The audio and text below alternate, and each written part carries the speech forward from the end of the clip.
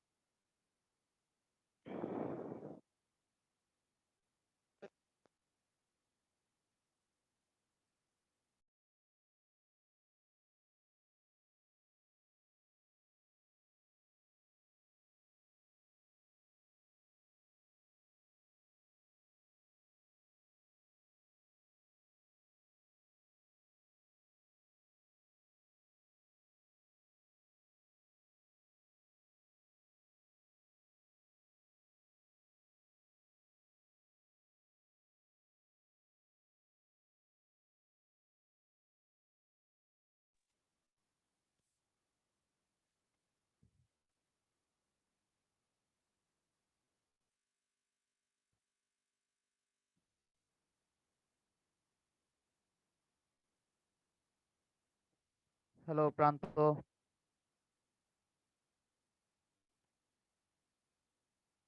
Hello. আসসালামু আলাইকুম ভাই। জি ভাই, জানাই দিচ্ছি। হ্যাঁ, আচ্ছা জানাও। আর 19 এর কে আছে? আবু হাসান 92। জি ভাই।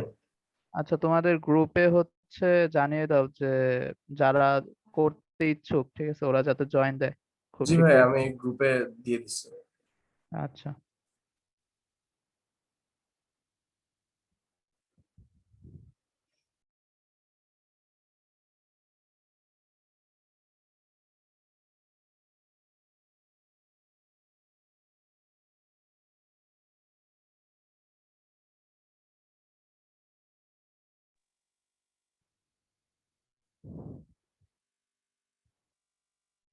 আশিস। হ্যাঁ দোস্ত ভাই। হ্যাঁ, 35-এ শুরু কর, ঠিক আছে। ওকে ওকে, ঠিক আছে। আচ্ছা।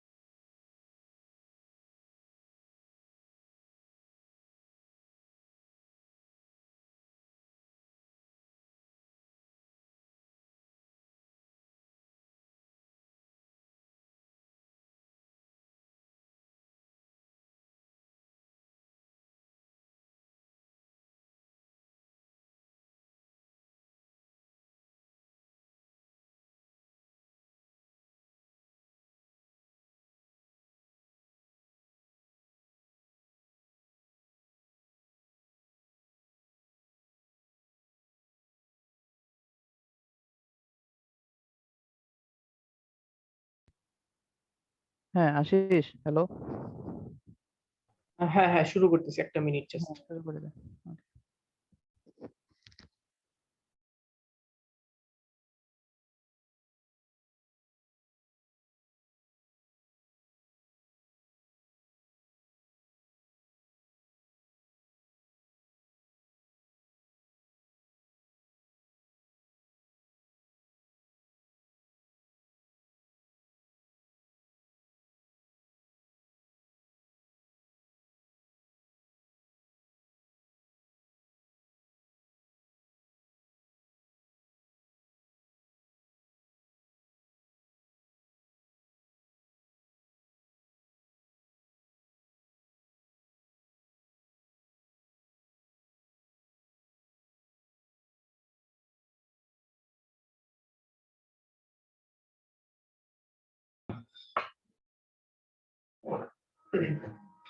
ওকে, ওয়েলকাম এভরিওয়ান। একটু লেট হয়ে গেল, 10:30 শুরু করার কথা ছিল। সো আজকে আমরা শুরু করতে যাচ্ছি। ওকে, সো আজকে আমরা শুরু করতে যাচ্ছি মেশিন লার্নিং এবং ডাটা সায়েন্স। এটা এই কোর্সের ওরিয়েন্টেশন। সো আমরা আহ, আজকে যেটা হবে এটা হচ্ছে মেশিন লার্নিং, ডাটা সায়েন্স এই সবকিছু রিলেটেড একটা ওভারভিউ দেওয়ার চেষ্টা করব। কিছু রিয়েল লাইফ এক্সাম্পল, মানে মোটামুটি সেশনটা যতটুকু মজার করা যায় সেটা ট্রাই করব। সো আশা করি এটা একটু ধৈর্য ধরে সবাই শুনবে।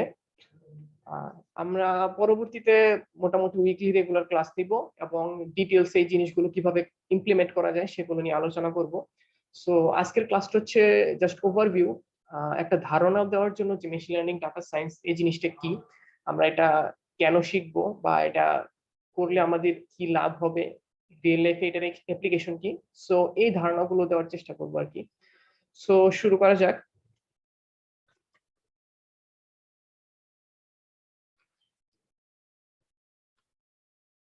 ওকে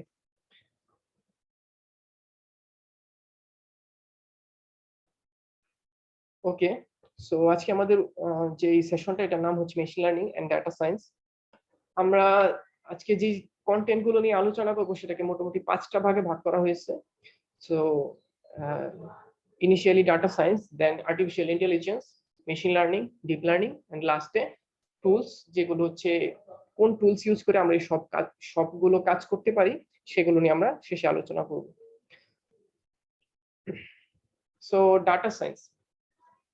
সো বর্তমান যুগে ডাটা সায়েন্স, ডাটা অ্যানালিটিক্স বা ডাটা অ্যানালাইসিস এই কথাগুলো শুনে নাই, এর যে কোনো একটা টার্ম কেউ শুনে নাই, এটা খুবই রেয়ার। ডাটা সায়েন্স কথাটা অনেকটা বাজওয়ার্ড হয়ে গেছে। সো মোটামুটি সবাই এটা নিয়ে এটা শুনছে, অথবা কেউ হয়তো এটা নিয়ে কাজও করতেছেন বর্তমানে। সো দেখি আমরা যে এটা নিয়ে এত হাইপ কেন, বা এটা নিয়ে কি এত কাজ। Okay, so why all the excitement, data science নিয়ে এত এক্সাইটমেন্টের কারণটা কি? সো ডাটা সায়েন্স নিয়ে এত এক্সাইটমেন্টের যে কারণ সেটা হচ্ছে, আমরা বর্তমানে যেই এরাতে বা যেই যুগে বাস করতেছি সেটা হচ্ছে ডাটা এরা, বা আমাদের ডাটা এরা বলতে কি বোঝায়? সো ডাটা এরা বলতে বোঝায় আমরা মোটামুটি আশেপাশে যে টেক জায়েন্ট বা যে যত কিছু দেখতেছি সবকিছুর পিছনে ডাটার একটা অবদান আছে। সো আচ্ছা, সরি, আমি শুরু করার সময় জিজ্ঞেস করিনি যে আমি কি আমার কথা কি ঠিকমতো শোনা যাচ্ছে কিনা। ভাই শোনা যাচ্ছে। জি ভাই। ওকে ওকে, থ্যাংক ইউ। ওকে, সো আমি যেটা বলতেছিলাম এটা হচ্ছে, আমরা বর্তমানে যে যুগে বাস করতেছি সেটা হচ্ছে ডাটার যুগ বা ডাটা এরা বলে এটাকে। সো এটার কারণ কি? সো এটার কারণ হচ্ছে আমরা প্রতিদিন যে পরিমাণ ডাটা ইন্টারনেটে জেনারেট করি, কারো কি ধারণা আছে যে আমরা প্রতিদিন কি পরিমাণ ডাটা জেনারেট করি ইন্টারনেটে? আচ্ছা, এটার একটা রাফ অ্যামাউন্ট হচ্ছে 2.5 কোয়ান্টিলিয়ন বাইটস। ঠিক আছে, সো 1 কোয়ান্টিলিয়ন হচ্ছে, আপনি যদি 1 এর পরে 18টা শূন্য দেন তাহলে সেটা হচ্ছে 1 কোয়ান্টিলিয়ন, যেটা হচ্ছে about 2.5 K petabyte daily data generate হচ্ছে on the internet. So huge amount, এবং এটা ডে বাই ডে এই অ্যামাউন্ট আরো বাড়তেছে। সো এই ডাটা থেকে আমরা যদি কোনো ইনসাইট বা কোন অ্যানালাইসিস করে কোনো ক্লু পাই, তাহলে সেটা আমাদের যে কোনো কাজে খুব হেল্প করতে পারে। ওকে, সো ডাটা, এই এত এত ডাটা জেনারেট হচ্ছে, ডাটা দিয়ে আমরা কি করব? সো আমরা একটু রিয়েল লাইফ এক্সাম্পল দেওয়ার চেষ্টা করি যে অ্যাকচুয়ালি বড় বড় কোম্পানিগুলো এই ডাটা দিয়ে কি করতেছে তারা, ঠিক আছে? সো আপনারা সবাই গুগল ফেসবুক ইউজ করেন না এরকম মানুষ মনে হয় খুব কমই আছে। অনেকে হয়তো যারা খুব বেশি পড়াশোনায় ব্যস্ত, তারা হয়তো ফেসবুকটা ইউজ করা অ্যাভয়েড করতে চায়, কিন্তু গুগলের সার্ভিসকে আমরা কখনো ডিনাই করতে পারি না বা অ্যাভয়েড করতে পারি না, ঠিক আছে? ওকে, সো এই দুইটা সার্ভিসের মধ্যে যে কোনো একটাও যদি কেউ ইউজ করে থাকেন, আপনারা সবাই এটার মধ্যে অ্যাড দেখে থাকবেন, যে আপনারা অ্যাড দেখেন, কারণ গুগলের পেইড সার্ভিস খুব কম মানুষ ইউজ করি, আমরা এখানে maximum student. Okay fine, so Google এবং ফেসবুক তারা অ্যাড দেখায় এবং এইটাই তাদের বিজনেসের মূল মন্ত্র। তারা তাদের কাছে যারা অ্যাড প্রোভাইড করে, তারা তাদের কাছ থেকে তারা প্রফিট পায় এবং আমরা অ্যাড দেখি, আমরা হচ্ছে ইউজার আর কি। সো ফেসবুক এবং গুগলের বড় তাদের বিজনেসটাই চলতেছে তাদের অ্যাড দেখানোর উপর। সো কাকে কোন অ্যাড দেখাইতে হবে, কোন অ্যাডে আমরা ক্লিক করব বা কোন অ্যাডে ক্লিক করব না, অবশ্যই আমি এখানে বাংলাদেশে আছি, আমাকে যদি ইউএস এর কোনো কোম্পানির অ্যাড দেয়, আমার তো এটা রিলেভেন্ট হবে না, আমি ওই অ্যাডে ক্লিকও করবো না, ওইটা আমার কোনো দরকারও পড়বে না। সো কিছুদিন আগেও হয়তো আপনারা খুব একটা ইউটিউবে ঢুকলেই দেখছেন যে ফুড পান্ডার অ্যাড দেখছেন, মানে একদম খুব কমন হয়ে গেছিল জিনিসটা। এটার একটা কারণ হচ্ছে ফুড পান্ডা বাংলাদেশে নতুন আসছিল, সো আমাদের রিজনটাতে ফুড পান্ডার খুব প্রচারণা দরকার, সেই জন্য বাংলাদেশের যে রিজনটাতে, এটাতে মোটামুটি ম্যাক্সিমাম অনেকজন, মোটামুটি সবাই অ্যাকচুয়ালি ফুড পান্ডার অ্যাড পাচ্ছিলাম, ঠিক আছে? এখন হয়তো এটা একটু কমে গেছে। সো এই যে অ্যাড দেখানোর যে বিষয়টা, কোন জায়গায় কোন অ্যাড দেখাইতে হবে, বাংলাদেশে কোন অ্যাড দেখাবো, ইন্ডিয়াতে কোন অ্যাড দেখাবো, এই সবকিছু পসিবল হয়েছে ডাটার দ্বারা। তারা ইউজারের ডাটা অ্যানালাইসিস করেছে, দেখেছে যে এই রিজিয়নটাতে কোন ডাটা দিলে সুইটেবল হবে, এই ইউজারটাকে কোন ডাটা দিলে সুইটেবল হবে। ওকে, তারপর অ্যামাজন, নেটফ্লিক্স তারা কি করতেছে, অ্যামাজনে আমি যখন কোনো কিছু একটা বাই করি, যেমন সাপোজ আমি একটা মোবাইল কিনলাম, সো ও আমার ওই মোবাইল রিলেটেড আমাকে ইয়ারপড কেনার জন্য সাজেস্ট করতে পারে, কারণ আমি একটা প্রোডাক্ট কিনি, সেটা রিলেভেন্ট প্রোডাক্ট কোনটা কিনতে পারি এটাকে আমাকে সাজেস্ট করবে বা রেকমেন্ড করবে অ্যামাজন। সো তাদের যত পরিমাণ বেশি সেল হবে, তাদের তো ততই লাভ। সো তারা যত রিলেভেন্ট অ্যাড সাজেশন বা প্রোডাক্ট রিকমেন্ডেশন দিতে পারবে, তত লাভ তাদের জন্য। সো নেটফ্লিক্স হচ্ছে, আমরা কোনো কিছু একটা কন্টেন্ট নেটফ্লিক্সে দেখতে থাকলে আমাদেরকে আরো বেটার সাজেশন দেয় নেটফ্লিক্স, ঠিক আছে? সো এখানেও রেকমেন্ডেশন আসতেছে, তো এটাও পসিবল হয়েছে ডাটার জন্য। সো অ্যাকচুয়ালি পুরো স্লাইড জুড়ে রিকমেন্ডেশন সিস্টেম নিয়ে একটু লাস্টে আলোচনা করব, যে কেন নিয়ে এটা কথা বলতেছি। ওকে, তারপর টুইটারও, টুইটারের একটা মানে বিজনেসই চলে ডাটার উপর। সো টুইটারের ডাটা অনেকে নিয়ে অনেক রিসার্চ করে, আপনারা হয়তো জেনে থাকবেন যে বিভিন্ন ধরনের Twitter data analysis, sentiment analysis হয়। সো টুইটার যে তাদের এই ডাটা প্রোভাইড করে ইউজারদের কাছে, সেখানেও তারা একটা অ্যামাউন্ট নেয়, টুইটারের এই ডাটা কিনে নিতে হয়। তারপর আদার ইউজেস তো আছেই, সেটা ডিসকাস নাই করছি। ওকে, এখানে মাইক্রোসফটও দেখতে পাচ্ছেন, আপনারা সবাই জানেন মাইক্রোসফট একটা মানে তাদের ম্যাক্সিমাম লাভ আসে হচ্ছে উইন্ডোজ থেকে, উইন্ডোজ বিক্রি করে। সো এখানে ডাটার সাথে কি সম্পর্ক? সো দৃশ্যত এখানে ফেসবুক, গুগল তারা অ্যাড দিতেছে, আমরা এখানে ডেফিনিট যে ওরা আমাদের ডাটা ইউজ করতেছে, কিন্তু মাইক্রোসফট কোন ডাটা ইউজ করতেছে? সো মাইক্রোসফট আমাদের অনেক ধরনের ডাটা ইউজ করতেছে। সো উইন্ডোজের একটা যে সিকিউরিটি ইস্যু ছিল, এর মধ্যে একটা ইস্যু হচ্ছে আমরা যখন উইন্ডোজ ইউজ করি, তখন আমাদের কি টাইপ করি, কি ধরনের জিনিস টাইপ করি, এগুলি সব ডাটা হচ্ছে মাইক্রোসফটের যায়। এটা তারা স্টোর করে তাদের ইউজার, কি বলে, ইউজারদের ইন্টারেক্টিভ বা ইউজারদের জন্য যাতে আরো ভালো সার্ভিস প্রোভাইড করতে পারে, এই জন্য তারা তাদের ইউজারদের সেই ডাটাগুলো নিয়ে অ্যানালাইসিস করে। সো মোটামুটি কম বেশি যত টেক জায়ান্ট এবং অন্যান্য যত অনলাইন যত কিছু আছে, সবাই কম বেশি তাদের ডাটা অ্যানালাইসিস করে এবং তাদের ডাটাগুলো নিয়ে ইউজ করে যেন বেটার সার্ভিস দিতে পারে। সো হোপফুলি আপনাদের মোটামুটি একটা ধারণা দিতে পারছি যে ডাটা দিয়ে আমরা কি কাজটা করব, ঠিক আছে? ওকে, এখানে আরেকটা রিয়েল লাইফ এক্সাম্পল দেওয়ার ট্রাই করেছি, সেটা হচ্ছে এয়ার এশিয়া, যেটা এয়ারলাইন্স কোম্পানি। তারা হচ্ছে তাদের পার ইয়ার ডাটাগুলো অ্যানালাইসিস করে, মানে অপটিমাইজড একটা শিডিউল তৈরি করার ট্রাই করে, যেন তারা ফিউল সেভ করতে পারে। তো তাদের 1% ফিউল সেভের মাধ্যমে প্রতি ইয়ারে তাদের $50 মিলিয়ন তাদের সেভ হচ্ছে। সো এটা একটা হিউজ অ্যামাউন্ট, জাস্ট তারা তাদের ডাটা অ্যানালাইসিস করে তারা এটা বের করতে পারছে।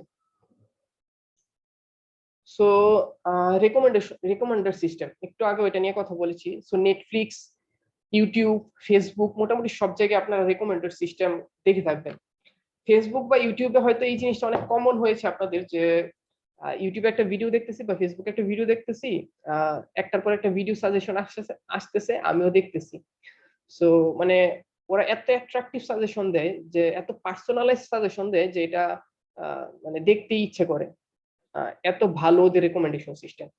সো এই যে রেকমেন্ডেশন সিস্টেম আমাদের দিতেছে, এটা পসিবল হয়েছে শুধুমাত্র এই ডাটা ইউজ করে। আমরা যখন আমরা ফেসবুক ইউজ করতেছি বা ইউটিউব ইউজ করতেছি, তারা দেখতেছে যে আমরা কোন ভিডিওতে ক্লিক করতেছি বা কোন ভিডিও দেখতেছি, কোন ভিডিওতে বেশি সময় ব্যয় করতেছি, কোন ভিডিওতে কম সময় ব্যয় করতেছি, কোন ক্যাটাগরির ভিডিও দেখতেছি। সো এই সবগুলো তারা অ্যানালাইসিস করে তারা হচ্ছে কোন সাজেশনটা আমার জন্য বেটার হবে সেরকম সাজেশন দেয়। Okay, so what is data science? আমরা দেখলাম যে ডাটা সায়েন্স দিয়ে আমরা কি কি করতে পারি। সো আমরা এখন জেনে নিই যে ডাটা সায়েন্স জিনিসটা কি। ওকে, সো আচ্ছা, আমি একটা জিনিস ক্লিয়ার করে দিই যে পুরো স্লাইড জুড়েই আমি অনেক ফর্মাল ডেফিনেশন দিয়েছি যে ডাটা সায়েন্স কি, আর্টিফিশিয়াল ইন্টেলিজেন্স কি, ডিপ লার্নিং কি, মেশিন লার্নিং কি। সো আমি স্লাইডটা তৈরি করেছি একটা ফর্মাল ওয়েতে, কিন্তু আমি সবগুলো স্লাইডের যে ডেফিনেশন গুলো আছে এগুলি পড়বো না, আমি নিজের মতো করে এক্সপ্লেন করে যাব। স্লাইড আপনাদের সবাইকে প্রোভাইড করে দেওয়া হবে, আপনারা যখন পড়বেন তখন ফর্মাল ডেফিনেশন পড়বেন, সমস্যা নাই। তবে আমার কাছে মনে হয়েছে যে আমি যদি এটা এক্সপ্লেন করি তাহলে বেটার বুঝতে পারবেন। সো পুরো স্লাইড জুড়ে অনেক ডেফিনেশন থাকবে, কিন্তু আমি এগুলি পড়বো না, নিজের মতো করে এক্সপ্লেন করে যাব। ঠিক আছে? ওকে, সো ডাটা সায়েন্স কি?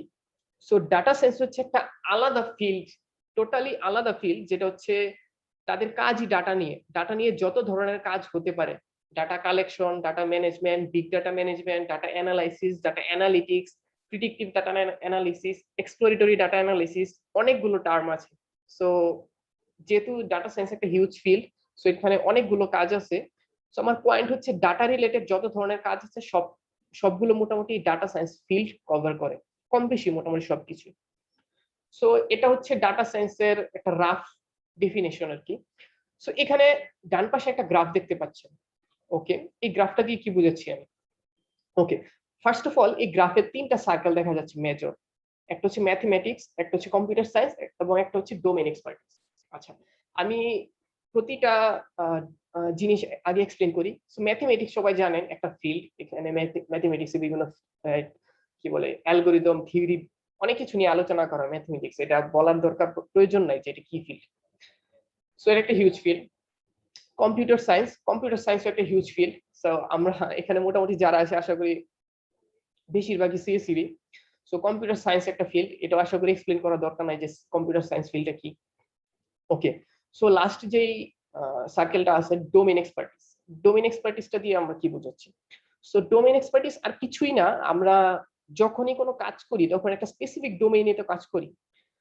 সাপোজ আমি হচ্ছে একটা ডাটা অ্যানালাইসিস করব, সাপোজ আমি স্টক প্রাইস প্রিডিকশন, ঠিক আছে, এই কাজটা করব, বা স্টক প্রাইসের প্রাইসটা কিভাবে ওঠানামা করতেছে সেটা অ্যানালাইসিস করব। সো এই জিনিসটা আমি যে কাজটা করতেছি, এই যে আমি ডাটা অ্যানালাইসিসটা করতেছি, আমি কোন ডোমেইনে করতেছি? স্টক প্রাইস, শুধুমাত্র স্টক প্রাইসের জন্য করতেছি। সাপোজ আমি অন্য, এটা একটা ডোমেইন গেল, আমি অন্য ডোমেইনেও ডাটা অ্যানালাইসিস করতে পারি, যেমন হচ্ছে ফেসবুকের জন্য আমি ডাটা অ্যানালাইসিস করলাম যেন তাদের ভালো রেকমেন্ডেশন দিতে পারি।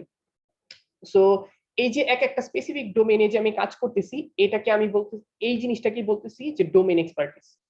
ঠিক আছে? সো মানে একটা ডোমেইন এক্সপার্টিস যে একটা স্পেসিফিক টপিক বা একটা স্পেসিফিক ডোমেইন, আর কিছুই না। ঠিক আছে? So okay, so domain expertise, mathematics, computer science, এই তিনটা সার্কেলের মধ্যে আমরা রিলেশন দেখতে পাচ্ছি। ডোমেইন এক্সপার্টিস এবং ম্যাথমেটিক্স এর মধ্যে সম্পর্ক কোন জায়গায়? Statistical research. ওকে, এখানে কি বোঝাচ্ছে? সো আমরা যখন ডাটা থাকে আমাদের কাছে, তখন আমরা ডাটাটা স্ট্যাটিস্টিক্যাল অ্যানালাইসিস করি, এক্সপ্লোরেটরি অ্যানালাইসিস করি। তো এই যে স্ট্যাটিস্টিক্যাল অ্যানালাইসিস, এই স্ট্যাটিস্টিক্যাল অ্যানালাইসিসটা করতে আমাদের ম্যাথ দরকার হয়, এবং এই স্ট্যাটিস্টিক্যাল অ্যানালাইসিস আমরা অবশ্যই কোনো স্পেসিফিক ডোমেইনে করি। এজন্য ডোমেইন এক্সপার্টিস এবং ম্যাথমেটিক্স, এই দুইটার মধ্যে সম্পর্ক, দুইটার কমন পয়েন্টে স্ট্যাটিস্টিক্যাল রিসার্চ চলে আসছে। ঠিক আছে? ওকে, তারপর কম্পিউটার সায়েন্স এবং ম্যাথমেটিক্স। তো কম্পিউটার সায়েন্সের একটা ফিল্ড হচ্ছে machine learning. So machine learning এর যে অ্যালগোরিদম গুলো আছে এগুলি সবগুলোই ম্যাথমেটিক্স বেসড। সো এর জন্য কম্পিউটার সায়েন্স এবং ম্যাথমেটিক্স এর কমন পয়েন্টে আসতেছে হচ্ছে মেশিন লার্নিং। তারপর এবং লাস্টে ডোমেইন এক্সপার্টিস এবং কম্পিউটার সায়েন্সের কমন পয়েন্ট আসতেছে ডেটা প্রি প্রসেসিং। কারণ আমরা একটা স্পেসিফিক ডোমেইনে যখন আমরা ডাটা অ্যানালাইসিস বা কোনো একটা কাজ করব সেখানে আমাদের কম্পিউটার সায়েন্সের টুলস দরকার পড়ে। এর জন্য কম্পিউটার সায়েন্স এবং ডোমেইন এক্সপার্টিসের কমন পয়েন্টে হচ্ছে ডাটা প্রি প্রসেসিং। ওকে, আচ্ছা আমি এই পর্যন্ত যে কথাগুলো বলেছি হয়তো একটু কমপ্লেক্স মনে হতে পারে, কিন্তু এটার মানে মূল পয়েন্ট যেটা সেটা এখন বলতেছি, সেটা হচ্ছে এই তিনটা ডোমেইনের মাঝখানে আপনারা দেখতে পাচ্ছেন যে ডাটা সায়েন্স যে জিনিসটা আছে। সো এটার কারণ কি? সো এটার কারণ হচ্ছে ডাটা সায়েন্সের যে কাজগুলো হয় এটার জন্য আমাদের এই তিনটা জিনিসই দরকার। ডাটা সায়েন্স অ্যাকচুয়ালি সবগুলি জিনিসের উপরই, এই তিনটা সার্কেলের উপরই dependent. So data science, domain expertise, mathematics এবং কম্পিউটার সায়েন্স এই তিনটার উপর নির্ভর করে ডাটা সায়েন্সটা আছে। এর জন্যই এই তিনটার কমন পয়েন্ট হচ্ছে ডাটা সায়েন্স। আমি যদি ডাটা সায়েন্সে কাজ করতে যাই তাহলে আমার ম্যাথমেটিক্স দরকার হবে, কম্পিউটার সায়েন্সের টুলস দরকার পড়বে এবং সেটা আমরা কোনো স্পেসিফিক ডোমেইনে অ্যাপ্লাই করব। সো এর জন্য ডাটা সায়েন্স ফিল্ডটা সবার মাঝখানে। সো এত কিছু যদি এটা কমপ্লেক্স মনে হয় তাহলে জাস্ট একটা রাফলি এটা মাথায় রাখবেন যে ডাটা সায়েন্স ফিল্ডটাই সবকিছু মিলেই কাজ করতেছে বা এই সবকিছুর উপর ডিপেন্ডেন্ট। জাস্ট এতটুকু মনে রাখলেই এনাফ। ওকে, ঠিক আছে, হয়তো একটু কমপ্লেক্স করে ফেলছি। ওকে, আমরা নেক্সট স্লাইডে চলে যাচ্ছি। আচ্ছা, সো রেগুলার ডাটা সায়েন্টিস্টের টাস্ক কি ধরনের হতে পারে? সো একটা ডাটা সায়েন্টিস্টের টাস্ক অ্যাকচুয়ালি অনেক ধরনের কাজ করতে পারে সে। এখানে আমি কিছু প্র্যাকটিক্যাল এক্সাম্পল দিতে চেষ্টা করছি যেটা দিলে সহজে বুঝতে পারবেন যে ডাটা সায়েন্টিস্টের অ্যাকচুয়ালি প্র্যাকটিক্যাল টাস্কটা কি। ঠিক আছে, ওকে। সো ডাটা সায়েন্টিস্টের একটা টাস্ক হতে পারে data analysis. So data analysis করে সে কি করবে? কি ধরনের ডাটা অ্যানালাইসিস? ওকে, সাপোজ আমার একটা ওয়েবসাইট আছে, ঠিক আছে। সো আমার একটা ওয়েবসাইট আমি নতুন দিলাম।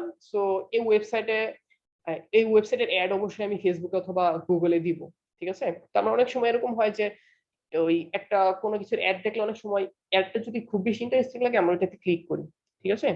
সো একটা ওয়েবসাইটে যখন আপনি ক্লিক করে যাবেন অ্যাড থেকে এবং সেই সাইটটা যদি আপনার পছন্দ না হয় তাহলে আপনি কি করবেন? সিম্পলি ওই সাইট থেকে বের হয়ে যাবেন এবং ওই সাইটে কখনো যাবেন না। এটাই তো।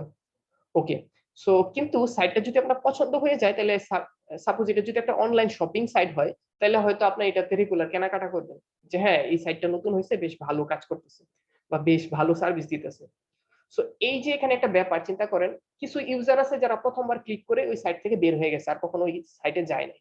আর কিছু ইউজার আছে যারা ওই সাইটে ক্লিক করে ভালো লাগছে এবং ওইটাতে রেগুলার তারা ব্রাউজ করতেছে। সো এই যে জিনিসটা কি পরিমাণ রেগুলার ইউজার আছে আমার সাইটে এটা তারা এই ডাটা অ্যানালাইসিস করে বের করতে পারে। ডাটা সায়েন্টিস্ট ডাটা অ্যানালাইসিস করে এটা বের করতে পারে যে আমার ওয়েবসাইটে কি পরিমাণ রেগুলার ইউজার আছে, আমার ওয়েবসাইটে কি ইমপ্রুভমেন্ট দরকার আছে নাকি ইমপ্রুভমেন্ট দরকার নেই, এই জিনিসগুলি। তারপর হচ্ছে which product usually bought together.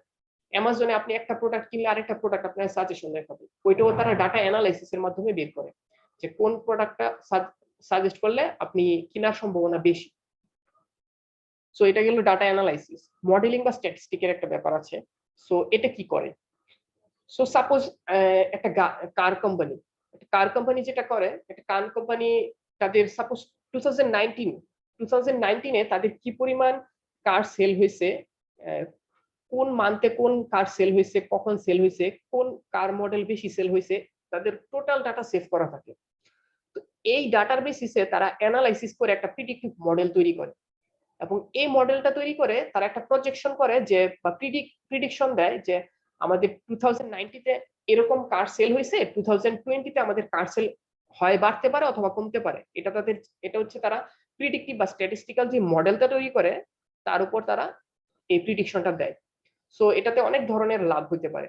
যেমন যদি কোনো কারণে মনে হয় যে 2020 তাদের কার সেল কম হবে, তার মানে কি তাদের কোম্পানি লসে আছে, সো তাদের ইমপ্রুভমেন্ট করা দরকার। সো এরকম অনেক ডিসিশন ডিপেন্ড করে শুধুমাত্র ডাটা অ্যানালাইসিস বা ডাটা প্রিডিক্টিভ বা স্ট্যাটিস্টিক্যাল মডেল যেটা এটার উপর। তারপর আরেকটা এক্সাম্পল, যেমন আমি একটা নতুন অফিস দিব বা একটা কোম্পানি খুলতেছি, আমি এই কোম্পানিটা আমার কোন এরিয়ায় বা কোন শহরে দিলে ভালো হবে বিজনেসের জন্য। তো এটার জন্য আমি যেটা করতে পারি, প্রত্যেকটা শহরের একটা স্ট্যাটিস্টিক্যাল ইনফরমেশন নিতে পারি যে কোন শহরে বিজনেস কিরকম হচ্ছে, সেটা ডাটা অ্যানালাইসিস করে একটা প্রিডিক্টিভ মডেল তৈরি করতে পারি। তারপর আমি চিন্তা করতে পারি যে আমার বিজনেসটা কোন শহরে করলে ভালো হবে। ওকে, আমি মনে হয় কথাবার্তা দিয়ে অনেক বোর করে ফেলেছি। আচ্ছা, আমি একটা শর্ট করার চেষ্টা করি, ঠিক আছে? আরো ইন্টারেস্টিং স্লাইডের সামনে আরো ইন্টারেস্টিং জিনিস আছে। আমরা AI, machine learning, deep learning নিয়ে কথা বলবো। সো ওকে, তারপর আরেকটা লাস্ট জিনিস যেটা আছে, ইঞ্জিনিয়ারিং প্রোটোটাইপিং। আপনারা হয়তো এখানে আছে হচ্ছে ভিজুয়ালাইজেশন অফ অ্যানালাইটিক্স। সো এটা কি? এটা হচ্ছে আপনারা সবাই কোনো না কোনো গ্রাফ বা কোনো টাইপের চিত্র বা কোনো টাইপের লাইন চার্ট দেখে থাকবেন, ঠিক আছে? সো এই যে এই লাইন চার্ট বা এই বিভিন্ন ডাটা ভিজুয়ালাইজেশন বা এই বিভিন্ন গ্রাফটা দিয়ে আমরা যেটা চেষ্টা করি সেটা হচ্ছে কোনো সুপিরিয়রকে, কোম্পানির কোনো সুপিরিয়র, কোনো বস বা কাউকে বোঝানোর জন্য যে এইবারের অ্যানালাইসিসটা এরকম হয়েছে, সো আমরা লসে আছি বা আমরা লাভে আছি। অনেক সময় আমরা পাই চার্ট তো দেখছি সবাই, বিভিন্ন বড় বড় কোম্পানি প্রেজেন্টেশনে পাই চার্ট দেখানো হয়। সো এগুলি সবকিছু ডাটা ভিজুয়ালাইজেশনের মধ্যে পড়ে আর কি, ইঞ্জিনিয়ারিং ও প্রোটোটাইপিং। সো এই ছিল ডাটা সায়েন্স নিয়ে কথাবার্তা আর কি। সো আমরা এখন বোরিং আলোচনা বাদ দিই, আমরা এখন ইন্টারেস্টিং কথাবার্তায় চলে যাব, ঠিক আছে? সো ইন্টারেস্টিং কথাবার্তা, artificial intelligence. So data science যতটা না বাজওয়ার্ড, আর্টিফিশিয়াল ইন্টেলিজেন্স তার চেয়েও অনেক বেশি বাজওয়ার্ড। সো আমরা সবাই মোটামুটি আর্টিফিশিয়াল ইন্টেলিজেন্স, এআই, এই কথাগুলো হয়তো শুনেছি, ঠিক আছে? আপনারা হয়তো মোবাইলে এআই ক্যামেরা ইউজ করেন। ওকে, এটা নিয়ে আমি একটু পরে বলবো যে এটা কি। ওকে, সো এআই জিনিসটা কি? সো স্ট্যানফোর্ড ইউনিভার্সিটির অ্যান্ড্রু এনজির মতে এআই হচ্ছে AI is the new electricity. So এটা দিয়ে তিনি কি বুঝাইছেন যে AI is the new electricity. Okay, 100 year আগে যখন ইলেকট্রিসিটি পুরো লাইফ মানুষের সোসাইটিকে চেঞ্জ করে দিচ্ছিল, তখন ইলেকট্রিসিটির ইনভেনশনের কারণে আমাদের যে ইন্ডাস্ট্রি গুলো ছিল বা যেই বড় বড় ইন্ডাস্ট্রি গুলো ছিল সেগুলো দেখা গেছে অনেক গ্রোথ হয়েছে, তাদের হিউজ অ্যামাউন্ট অফ প্রোডাকশন বেড়ে গেছে শুধুমাত্র ইলেকট্রিসিটি ইনভেনশনের কারণে।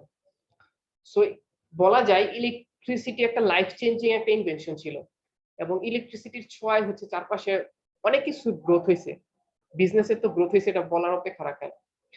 সো এআই কে আমরা বলতেছি যে দি নিউ ইলেকট্রিসিটি। এটার কারণ হচ্ছে আমরা প্রেডিক্ট করতেছি যে এআই, আমরা যেটা চিন্তা করি সেই এআই মোটামুটি সব ফিল্ডে কাজে লাগতে পারে। Medical field, study, statistical analysis, data science, computer science, সব ফিল্ডে এআই অবদান রাখতে পারে। সো এআই হচ্ছে মানুষের লাইফকে টোটালি নতুন ভাবে মানে চেঞ্জ করে দিতে পারে আর কি। সো এই জন্য আমরা এআই কে নিউ ইলেকট্রিসিটি বলতেছি। ওকে ওকে, সো এখানে আপনারা একটা ভেন ডায়াগ্রাম দেখতেছেন। সো এটা অনেকটা কমন চিত্র, এআই নিয়ে যদি আপনারা গুগলেও সার্চ করেন এবং ইমেজে যান, এই চিত্রটা আপনারা কোথাও না কোথাও দেখবেনই। সেটা কি বোঝায়? সো আমি কিন্তু এখনো AI, machine learning, deep learning, data সায়েন্সের আমি ডেফিনেশন দিয়েছি, কিন্তু AI, machine learning, deep learning এগুলোর এখনো ফর্মাল ডেফিনেশন দেইনি। সো এই গ্রাফটা দিয়ে আমি কি বুঝাচ্ছি? সেই গ্রাফটা দিয়ে একটা রাফ আইডিয়া দেওয়ার ট্রাই করবো আর কি। ওকে, সো আর্টিফিশিয়াল ইন্টেলিজেন্স হচ্ছে একটা ব্রড এরিয়া কভার করে। সহজ কথায় আর্টিফিশিয়াল ইন্টেলিজেন্স অনেক কিছু নিয়ে কাজ করে, ঠিক আছে? সো তো আর্টিফিশিয়াল ইন্টেলিজেন্স অনেক কিছু নিয়ে কাজ করে, তার একটা ছোট্ট একটা সাব ফিল্ড হচ্ছে মেশিন লার্নিং, ঠিক আছে? সো আর্টিফিশিয়াল ইন্টেলিজেন্স অনেক কিছু নিয়ে কাজ করে, তার মধ্যে ছোট্ট একটা জিনিস বা ছোট্ট একটা ফিল্ড যেটা হচ্ছে মেশিন লার্নিং। মেশিন লার্নিং কি সেগুলো, artificial intelligence, machine learning, deep learning কি সেগুলো পরবর্তীতে আমি ডিটেইলস আলোচনা করব, কোনো সমস্যা নেই। আমি জাস্ট এখানে বুঝাইতে চাচ্ছি যে কোনটা কোনটার সাব ফিল্ড, এই জিনিসটা ক্লিয়ার করতে চাচ্ছি আর কি। সো এআই অনেক ব্রড একটা এরিয়া, অনেক কিছু নিয়ে কাজ করে, তার মধ্যে ছোট একটা সাব ফিল্ড হচ্ছে মেশিন লার্নিং, এবং মেশিন লার্নিং এরও আরো একটা সাব ফিল্ড আছে সেটা হচ্ছে ডিপ লার্নিং, ঠিক আছে? সো এআই অনেক বড় কিছু নিয়ে কাজ করে, তারপর তার একটা সাব ফিল্ড মেশিন লার্নিং, আবার মেশিন লার্নিং এর একটা সাব ফিল্ড ডিপ লার্নিং। ওকে, সো এখানে আরেকটা সার্কেল আছে, রেড সার্কেল, এটা কোথা থেকে আসলো? যেটা data science. So data science আমি যেরকম বললাম, যেখানেই ডাটার কাজ আছে সেখানেই ডাটা সায়েন্সের কাজ আছে, ঠিক আছে? So AI, machine learning, deep learning এগুলোতে প্রচুর পরিমাণ ডাটা প্রয়োজন হয়। সো ডাটা ছাড়া আমরা এখানে কাজ করতে পারবো না। সো ডাটা যেহেতু আমাদের দরকার পড়ে, সো ডাটা সায়েন্সের কিছু টুলস বা কিছু প্রসেস বা কিছু স্টেপস আমাদের দরকার পড়বে। সো এই জন্য এই ডাটা, এই রেড সার্কেলটা তিনটার মধ্যেই কমন পয়েন্ট। ওকে, আমরা এখন এআই ফর্মাল ডেফিনেশনে চলে যাই, ঠিক আছে? সো আমি আগেও বলেছি আমি ফর্মাল ডেফিনিশন গুলি পড়বো না, এগুলো আপনাদের জন্য প্রোভাইড করে দিয়েছি, আপনারা পড়ে নেবেন। আমি জাস্ট এগুলি আমার মতো করে এক্সপ্লেন করি আর কি। সো মেরিয়াম ওয়েবস্টার একটা ডিকশনারি, সো তাদের অনুসারে এআই বা আর্টিফিশিয়াল ইন্টেলিজেন্সের যে ফর্মাল ডেফিনিশনটা তারা দিয়েছে, তারা বলতেছে যেটা এরকম একটা কম্পিউটার সায়েন্সের এরকম একটা ব্রাঞ্চ যেটা হচ্ছে কম্পিউটার যেন ইন্টেলিজেন্টলি চিন্তা করতে পারে, ঠিক আছে, কম্পিউটার যেন ইন্টেলিজেন্টলি চিন্তা করতে পারে হিউম্যানের মতো, সেটা নিয়ে কাজ করে। সো তাদের মতে এটা হচ্ছে এআই এর definition. So actually so okay, AI definition এটা তাদের মতে। আবার ইন্টেলের মতে হচ্ছে এ প্রোগ্রাম, এরকম একটা প্রোগ্রাম যেটা sense, reason, act and adapt, এই চারটা জিনিস করতে পারে। ওকে, ইন্টেলের ডেফিনিশনটা খুব মজার, এর কারণ হচ্ছে এখানে চারটা জিনিস আছে, সেটা হচ্ছে reason, sense, reason, act and adapt. আপনারা যদি খেয়াল করেন এই চারটা জিনিস হচ্ছে খুবই ক্রুশিয়াল পয়েন্ট ক্রিটিক্যাল থিঙ্কিং এর জন্য। সহজ কথায় ফর্মাল ডেফিনেশন যদি বাদ দেই, তাহলে আর্টিফিশিয়াল ইন্টেলিজেন্স হচ্ছে কম্পিউটার সায়েন্সের এরকম একটা ব্রাঞ্চ যেটা চায় যে কম্পিউটার মানুষের মতো চিন্তা করুক, মানুষের মতো ডিসিশন নিতে পারুক, ঠিক আছে। সো এটা হচ্ছে আর কি শর্ট কথা। সো মানুষ হচ্ছে কোন একটা জিনিস সেন্স করতে পারে, কোন একটা জিনিস দেখলে এটা রিজন করতে পারে যে কেন হয়েছে, তারপর সেই রিজন অনুযায়ী সে অ্যাক্ট করতে পারে যে এটা এরকম হয়েছে, আমি এরকম কাজটা করব। তারপর দরকার পড়লে মানুষ অ্যাডাপ্ট করতে পারে। সো এই যে চারটা ক্রুশিয়াল পয়েন্ট, এই চারটা ক্রুশিয়াল পয়েন্ট হচ্ছে এআই এর জন্য খুবই ইম্পর্টেন্ট, কারণ এই চারটা পয়েন্ট বা এই চারটা কাজের মাধ্যমে আমরা হিউম্যান ক্রিটিক্যাল থিঙ্কিং করি। সো এই চারটা কাজ যদি এআই ও করতে পারে, তাহলে আমরা বলতে পারবো যে এটা একটা ফুল ফ্লেজড বা এটা টোটালি একটা এআই আমরা তৈরি করে ফেলছি, ঠিক আছে। So just quick recap, AI কি? এআই হচ্ছে কম্পিউটার যেন মানুষের মতো চিন্তা করতে পারে, এরকম একটা সিস্টেম তৈরি করা, ঠিক আছে। সো এটা হচ্ছে এআই আর কি। সো আচ্ছা, একটু আগে আমি যেরকম বললাম যে এআই এআই হচ্ছে যেন মানুষের মতো চিন্তা করে এরকম একটা সিস্টেম। সো চিন্তা করেন মানুষের হচ্ছে সিক্স সেন্স আছে, আমরা চোখে দেখতেছি, মুখে কথা বলতেছি, ল্যাঙ্গুয়েজ বুঝতেছি, কানে শুনতেছি, কোন একটা স্পিচ আমাদের কানে আসতেছে, সেটা আমরা ইন্টারপ্রেট করতে পারতেছি। সো এআই কে দিয়ে যদি আমাদের সেই কাজগুলি করাইতে হয়, তাহলে এআই এরও বা আর্টিফিশিয়াল ইন্টেলিজেন্সেরও সেই জিনিসগুলি বুঝতে হবে। সো সো এই প্রতিটা জিনিসের জন্য এআই এর একটা করে সাবফিল্ড তৈরি হয়ে গেছে, ঠিক আছে। সো আমরা যেরকম চোখে দেখি, এই জিনিসটা আর্টিফিশিয়াল ইন্টেলিজেন্সের ভিশন সাবফিল্ডে চলে গেছে। সো ভিশনে হচ্ছে কোন একটা ইমেজ আর্টিফিশিয়াল ইন্টেলিজেন্স দেখে ইন্টারপ্রেট করে, যেটা বুঝতে পারে যে এটা কি ক্যাটস ইমেজ, ডগ ইমেজ, নাকি এটা একটা ল্যাপটপের ছবি, নাকি এটা একটা মোবাইলের ছবি, নাকি এটা কোনো সিনারি, ঠিক আছে। ওকে, চ্যাট বক্সে মনে হয় কেউ কোশ্চেন করছেন। কোশ্চেন কিউএনএ সেকশনটা, সরি, কিউএনএ সেকশনটা একটু পরে আর কি, শেষে আমি সব প্রশ্নের উত্তর দিব, সমস্যা নেই, ঠিক আছে।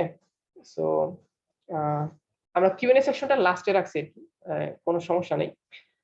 ওকে, সো যেটা বলতেছিলাম যে মানুষ যেরকম চোখে দেখে, সেরকম হচ্ছে আর্টিফিশিয়াল ইন্টেলিজেন্স সেক্টরে সেটা চলে গেছে ভিশন। আমরা যেরকম মুখের ভাষা বুঝতে পারি বা কোনো সাউন্ড শুনে বুঝতে পারি, সেটার জন্য আর্টিফিশিয়াল ইন্টেলিজেন্সের আরেকটা ব্রাঞ্চ হচ্ছে স্পিচ রিকগনিশন, ঠিক আছে, স্পিচ রিকগনিশন। তারপর আমরা যেরকম মানুষের ভাষা বুঝতে পারি, সো এটার জন্য কম্পিউটার সায়েন্সের একটা ফিল্ড আছে, সেটা হচ্ছে এনএলপি। তারপর আরো কিছু আছে প্ল্যানিং, রোবোটিক্স, তারপর মেশিন লার্নিং। মেশিন লার্নিং এ যেটা করে, মানুষ যেরকম আস্তে আস্তে সময়ের সাথে সাথে শিখে, সো মেশিন লার্নিং ফিল্ড হচ্ছে এক্স্যাক্টলি সেটা। সো এখানে অনেক কিছু নিয়ে কথা বললাম। যদি শর্টকাটে বলি, তাহলে মানুষ যেরকম কানে শুনতে পায়, চোখে দেখতে পায়, মানুষের কথা বুঝতে পারে, এই অনেকগুলো কাজ করতে পারে, এই প্রত্যেকটা কাজের জন্য আর্টিফিশিয়াল ইন্টেলিজেন্সে এক একটা সাবফিল্ড তৈরি হয়ে গেছে, যেন আমরা কম্পিউটারকে সেই ক্ষমতা দিতে পারি, কম্পিউটারকে দেখার ক্ষমতা, কোনো কিছু শোনার ক্ষমতা, মানুষের ল্যাঙ্গুয়েজ বোঝার ক্ষমতা, এই ক্ষমতাগুলো যেন আর্টিফিশিয়াল ইন্টেলিজেন্সকে দিতে পারি, ঠিক আছে। ওকে, সো আমরা এখন শিফট করতেছি যে মেশিন লার্নিং কি। সো মেশিন লার্নিং কি? সো আর্থার স্যামুয়েলের এটা খুবই পপুলার একটা ডেফিনেশন মেশিন লার্নিং এর।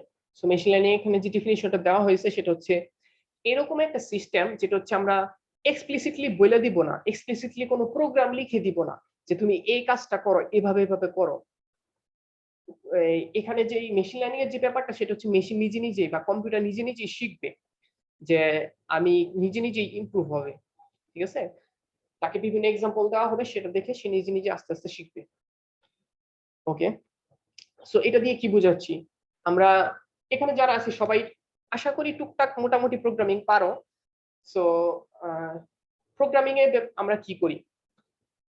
ওকে, সো প্রোগ্রামিং এ আমরা কি করি? প্রোগ্রামিং এ আমরা একটা প্রোগ্রাম লিখে দেই, তারপর সেটা হচ্ছে একটা ইনপুট একটা আউটপুট দিই।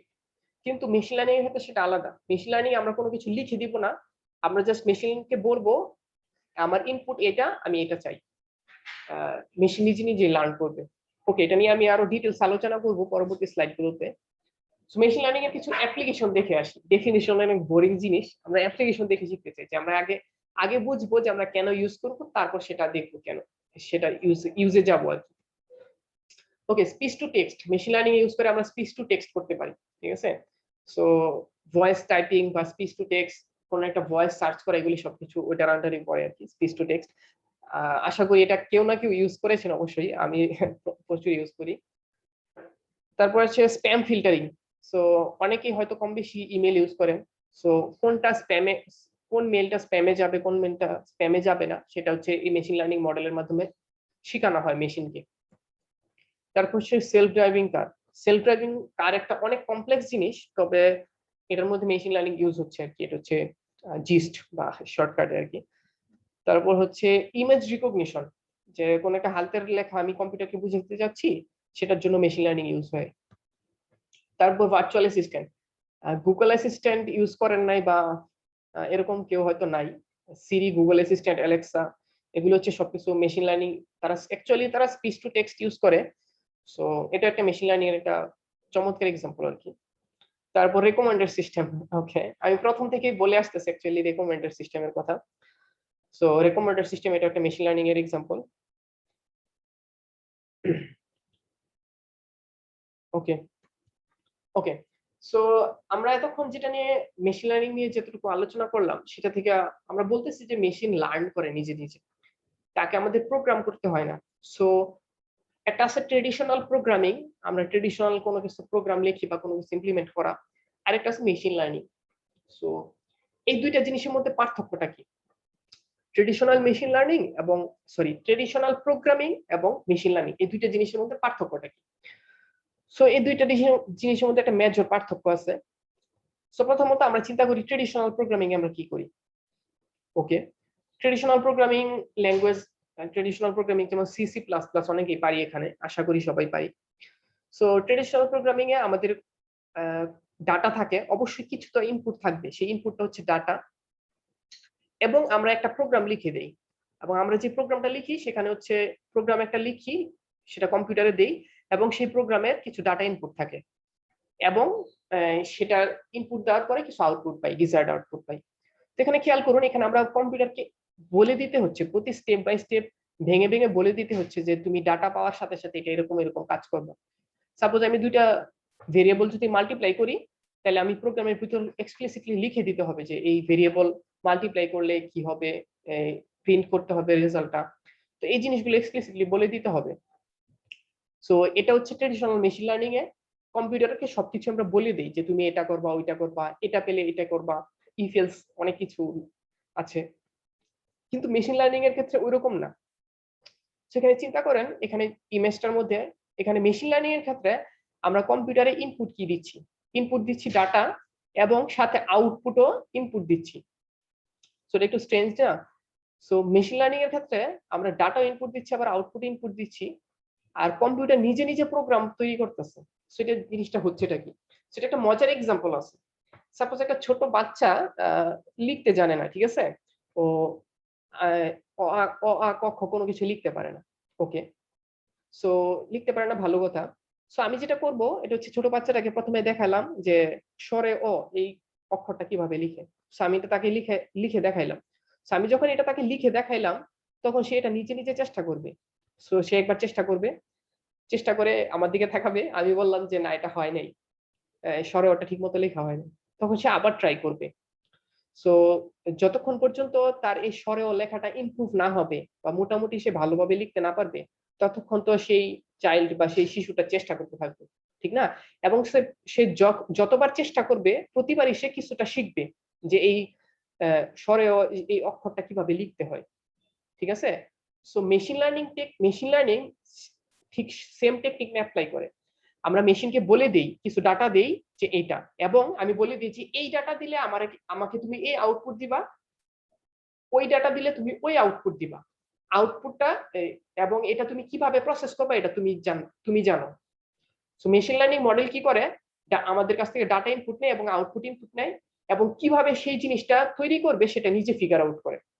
একটা শিশু যেরকম নিজে নিজে শিখতেছে প্রতিবার লেখার মাধ্যমে, সো মেশিন লার্নিং ও আমরা বলে দিচ্ছি যে ডাটা ইনপুট দিচ্ছি এবং বলে দিচ্ছি আউটপুট, বলে দিচ্ছি যে এই আউটপুট চাই, এই আউটপুট কিভাবে তৈরি করবে সেটা তুমি জানো, ঠিক আছে?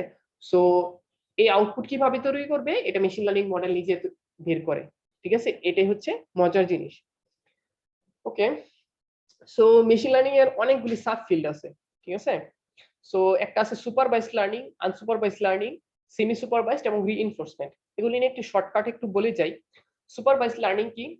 সো সুপারভাইজ বলতে জেনারেলি কি বোঝায়? সুপারভাইজ হচ্ছে সুপারভাইজররা কি করে, সুপারভাইজর হচ্ছে সুপারভাইজ করে যে সুপারভাইজরের আন্ডারে যারা আছে, যারা কাজগুলো করতেছে, যে কাজগুলো ঠিকমতো হচ্ছে কিনা, যদি ঠিকমতো কাজগুলো না হয় তাহলে বলে যে ওইভাবে করো।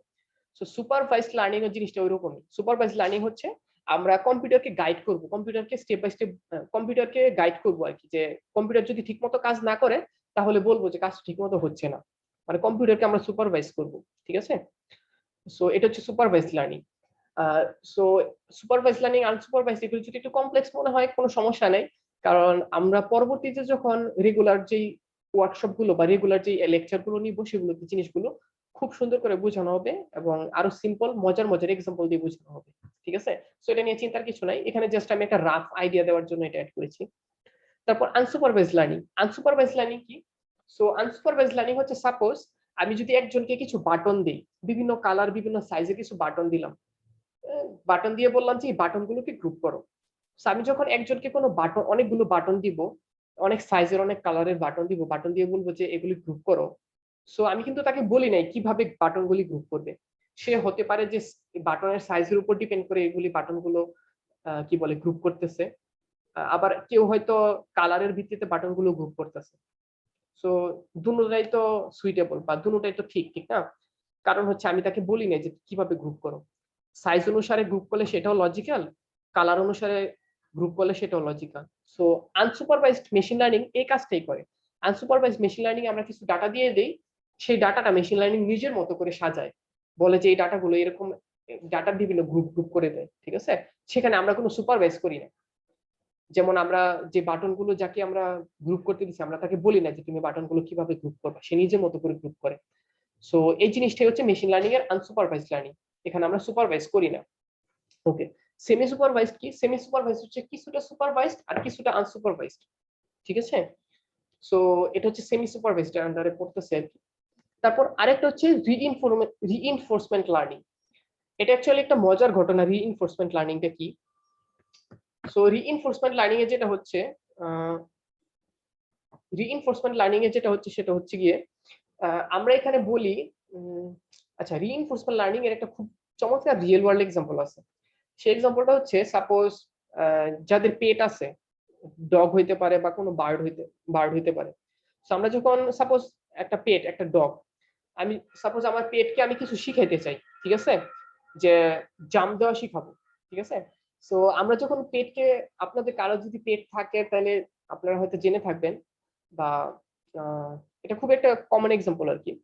সো আমি যদি আমার পেটকে কোনো কিছু শিখাইতে চাই, বা আমি যদি আমার ডগকে লাফ দেওয়া শিখাইতে চাই, যে জাম্প দেওয়া শিখাবো, ঠিক আছে? সো এটার জন্য আমি যেটা করব সেটা হচ্ছে আমি ডগকে কোনো একটা ইনস্ট্রাকশন দিব। ডগ হয়তো প্রথমবার বুঝবে অথবা বুঝবে না, সেই আমার ইনস্ট্রাকশন দেখে সে কিছু একটা করবে। সে হয়তো জাম্প করতেও পারে, নাও করতে পারে। সো যতবার সো আমি আমার ডগকে ইনস্ট্রাকশন দিলাম, ডগ যদি জাম্প করে তাহলে আমি তাকে একটা রিওয়ার্ড দেব, হয়তো তাকে কোনো একটা খাবার দিব। কিন্তু সে যদি ঠিকমতো কাজটা না করে তাহলে কিছু করব না, ঠিক আছে? সো এই ক্ষেত্রে দেখা যায় যে ডগ যখন রিওয়ার্ড পায় তখন সে কাজটা করতে আরো বেশি উৎসাহিত হয় এবং কাজটা আরো ভালো করে করে এবং সেটা রাইট ডিরেকশনে যায়। এভাবে স্মল স্মল রিওয়ার্ড দিয়ে একটা ডগকে অনেক কিছু শেখানো যায়। সো এই দেখুন এখানে বিষয়টা একটু চিন্তা করুন, ডগকে এখানে কি করতেছি, ডগকে কিছু ইনস্ট্রাকশন দিতেছি, ডগ যদি ইনস্ট্রাকশনটা ঠিকমতো পালন করে তাহলে আমি তাকে কোন একটা রিওয়ার্ড দিতেছি, যদি ইনস্ট্রাকশন ঠিকমতো পালন না করে তাহলে কিছুই করতেছি না। সো প্রতিবার সে রিওয়ার্ড পাওয়ার জন্য কাজটা আরো ভালোভাবে করে। সো এই জিনিসটি হচ্ছে রিইনফোর্সমেন্ট লার্নিং। এখানে হচ্ছে আমরা মেশিন লার্নিং মডেলকে বলে দিব যে তুমি এই কাজটা করো। মেশিন লার্নিং মডেল যদি কাজটা ঠিকমতো করে তাহলে তাকে আমরা রিওয়ার্ড দিব, আর যদি সেটা কাজটা ঠিকমতো না করে তাহলে আমরা কিছু করব না। সো দেখা যায় যে প্রতিবার মেশিন লার্নিং মডেলটা আস্তে আস্তে ইমপ্রুভ হইতে থাকে, ঠিক আছে। সো এই রিইনফোর্সমেন্ট লার্নিং এর যে ইনভেনশনটা সেটা একটা মজার জিনিস, একটা গেম আছে গো গেম আর কি। সো গো একটা পপুলার গেম।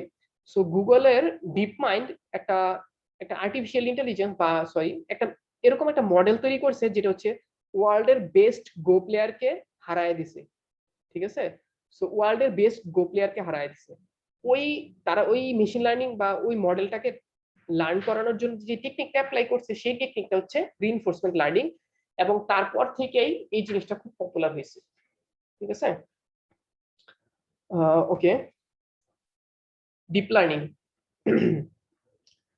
আমি আরো একবার বলতেছি যে একটু ধৈর্য ধরে একটু শুনুন, আমি শেষ করার সাথে সাথে কিউএনএ সেকশনটা শুরু করব, কারণ অনেকের অনেক ধরনের কোশ্চেন থাকতে পারে।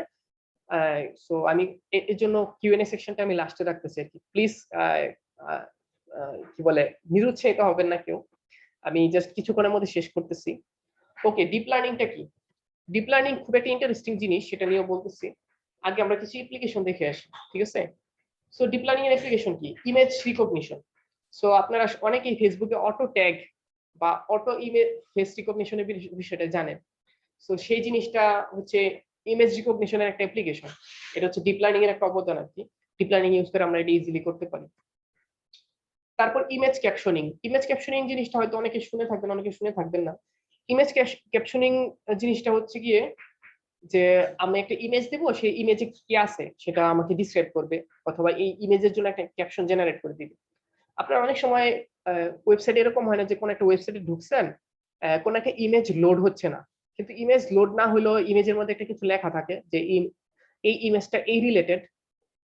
সো ওই জিনিসটা হচ্ছে ইমেজ ক্যাপশনিং এর। সেখানে আরো কিছু জিনিস আছে, আমি জাস্ট একটা রাফ আইডিয়া দিতেছি।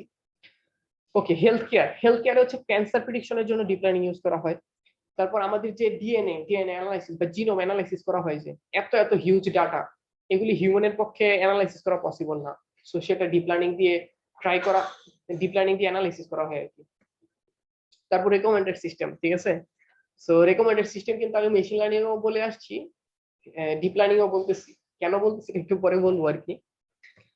ওকে, তারপর হচ্ছে ইমেজ ক্লাসিফিকেশন। ইমেজ ক্লাসিফিকেশন হচ্ছে আমার কাছে কিছু ইমেজ আছে, আমি কম্পিউটারকে একটা ইমেজ দিব, কম্পিউটার আমাকে বলে দিবে যে এটা এই ইমেজ। সাপোজ আমি একটা ইমেজ দিলাম, কম্পিউটার আমাকে বলবে যে এটা একটা গাছের ছবি, নাকি এটা কোনো আকাশের ছবি, নাকি এটা অন্য কোনো ছবি।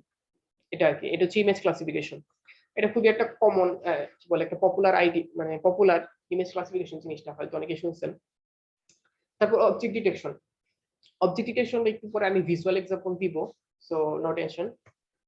ওকে, এখানে হচ্ছে আমি এখন কিছু ভিজুয়াল ডেমনস্ট্রেশন দেওয়ার চেষ্টা করবো আর কি ডিপ লার্নিং এর।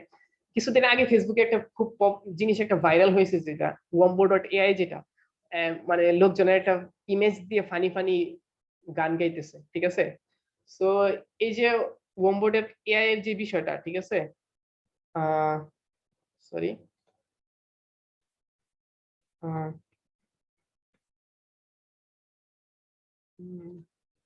ওকে, সরি সরি,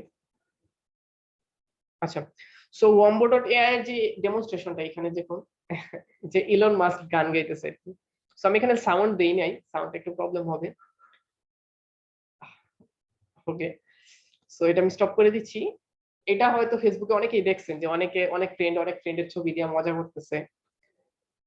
সো এটা হচ্ছে ডিপ ফেক এর অ্যাপ্লিকেশন আর কি। সো এই ইমেজটা দেখুন, আপনি একটু খেয়াল করুন।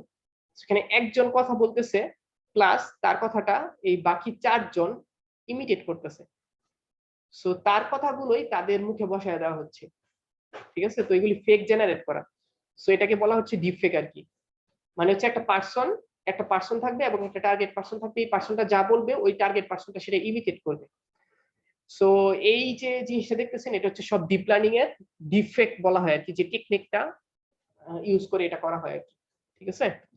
সো এই যে অবজেক্ট ডিটেকশনের কথা যেটা বলতেছিলাম, অবজেক্ট ডিটেকশন হচ্ছে কোনো ভিডিও থেকে অবজেক্ট ডিটেক্ট করবে, যে এটা কার, এটা ট্রাফিক লাইট, এটা একটা বাইসাইকেল, এটা একটা মানুষ, এই জিনিসগুলো ডিটেক্ট করার।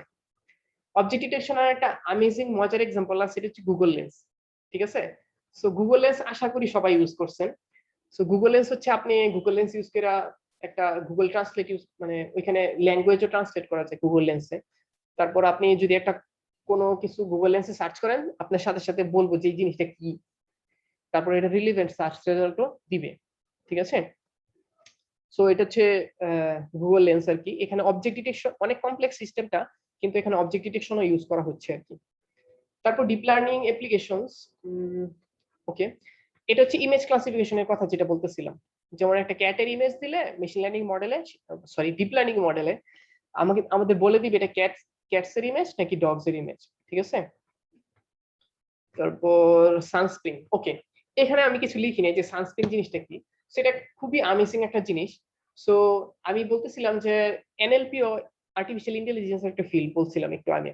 সো হিউম্যান ল্যাঙ্গুয়েজ ইন্টারপ্রেট করা কম্পিউটারের জন্য অনেক কঠিন একটা বিষয়। ঠিক আছে।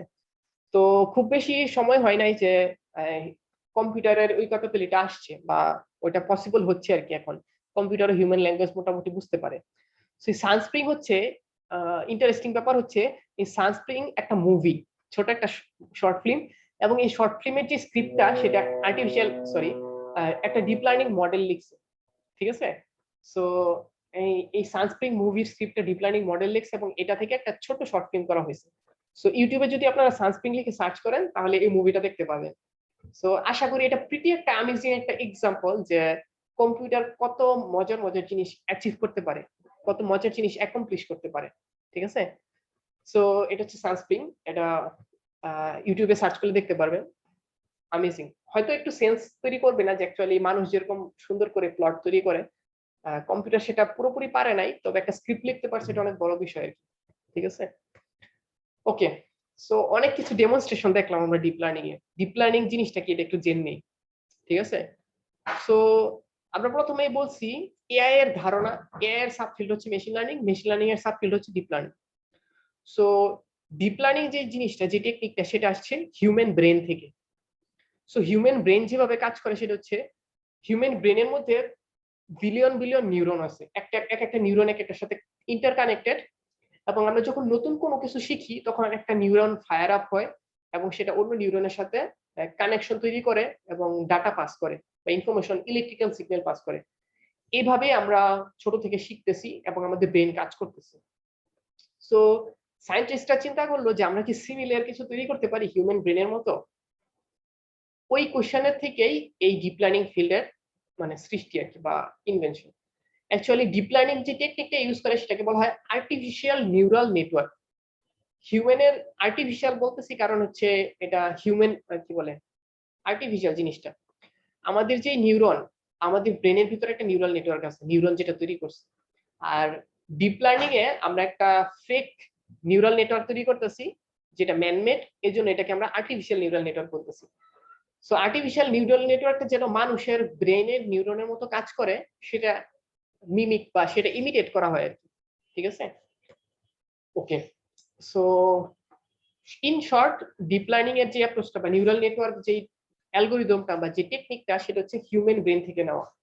সেখানে দেখুন এখানে একটা ইমেজ আছে। ওকে, আমি একবার একটু চেঞ্জ করে নিই। ওকে, এখানে একটা ইমেজ দেখা যাচ্ছে, এটা হচ্ছে হিউম্যানের একটা নিউরন। ঠিক আছে। সো এখানে একটা নিউরন। সো আবার এই ইমেজটাতে দেখুন দুইটা নিউরন একটার সাথে কানেক্টেড। সো অ্যাকচুয়ালি হিউম্যান ব্রেনের মধ্যে বিলিয়ন বিলিয়ন নিউরন একটা আরেকটার সাথে ইন্টারকানেক্টেড থাকে। ঠিক আছে। সো সেটা ইমিটেট করার ট্রাই করা হয়েছে। সো এখানে একটা নোড দেখা যাচ্ছে, এই নোডটা হচ্ছে একটা আর্টিফিশিয়াল নিউরন। এটা হচ্ছে হিউম্যান নিউরন, এটা হচ্ছে একটা আর্টিফিশিয়াল নিউরন। ঠিক আছে। সো এখানে দেখেন দুইটা নিউরন একটা আরেকটার সাথে কানেক্টেড, আর এখানে হচ্ছে অনেকগুলি নোড একটা আরেকটার সাথে কানেক্টেড। সো এটা হচ্ছে অরিজিনাল হিউম্যান ব্রেনে যেভাবে কাজ করে, আর এটা হচ্ছে যেটা ইমপ্লিমেন্ট করা হয়েছে ডিপ লার্নিং এ। ঠিক আছে, বা আর্টিফিশিয়াল নিউরাল নেটওয়ার্ক যেটা সায়েন্টিস্টরা তৈরি করছে। সো এই যে নোড একটা আরেকটার সাথে ইন্টারকানেক্টেড, এটা হচ্ছে হিউম্যান ব্রেনকে ইমিটেট করা হয়েছে। ঠিক আছে। সো জিনিসগুলো মনে হয় একটু কমপ্লেক্স লাগতেছে, আমি অনেকগুলো টার্ম বলছি এখানে। সো ইন শর্ট জাস্ট এতটুকু মাথায় রাখলেই হবে যে এক একটা নোড হচ্ছে এক একটা হিউম্যান নিউরনের মতো কাজ করতেছে। হিউম্যান ব্রেনে যেরকম এক একটা নিউরন একটার সাথে কানেক্টেড, সেরকম ভাবে এক একটা নোড এক একটার সাথে কানেক্টেড হয়ে এই হিউম্যান ব্রেনটা তৈরি করার চেষ্টা করতেছে। ঠিক আছে? ওকে, ঠিক আছে, অনেক বোরিং আলোচনা করছি। এবার আমরা একটু জেনে নিই যে ডিপ লার্নিং জিনিসটা কি।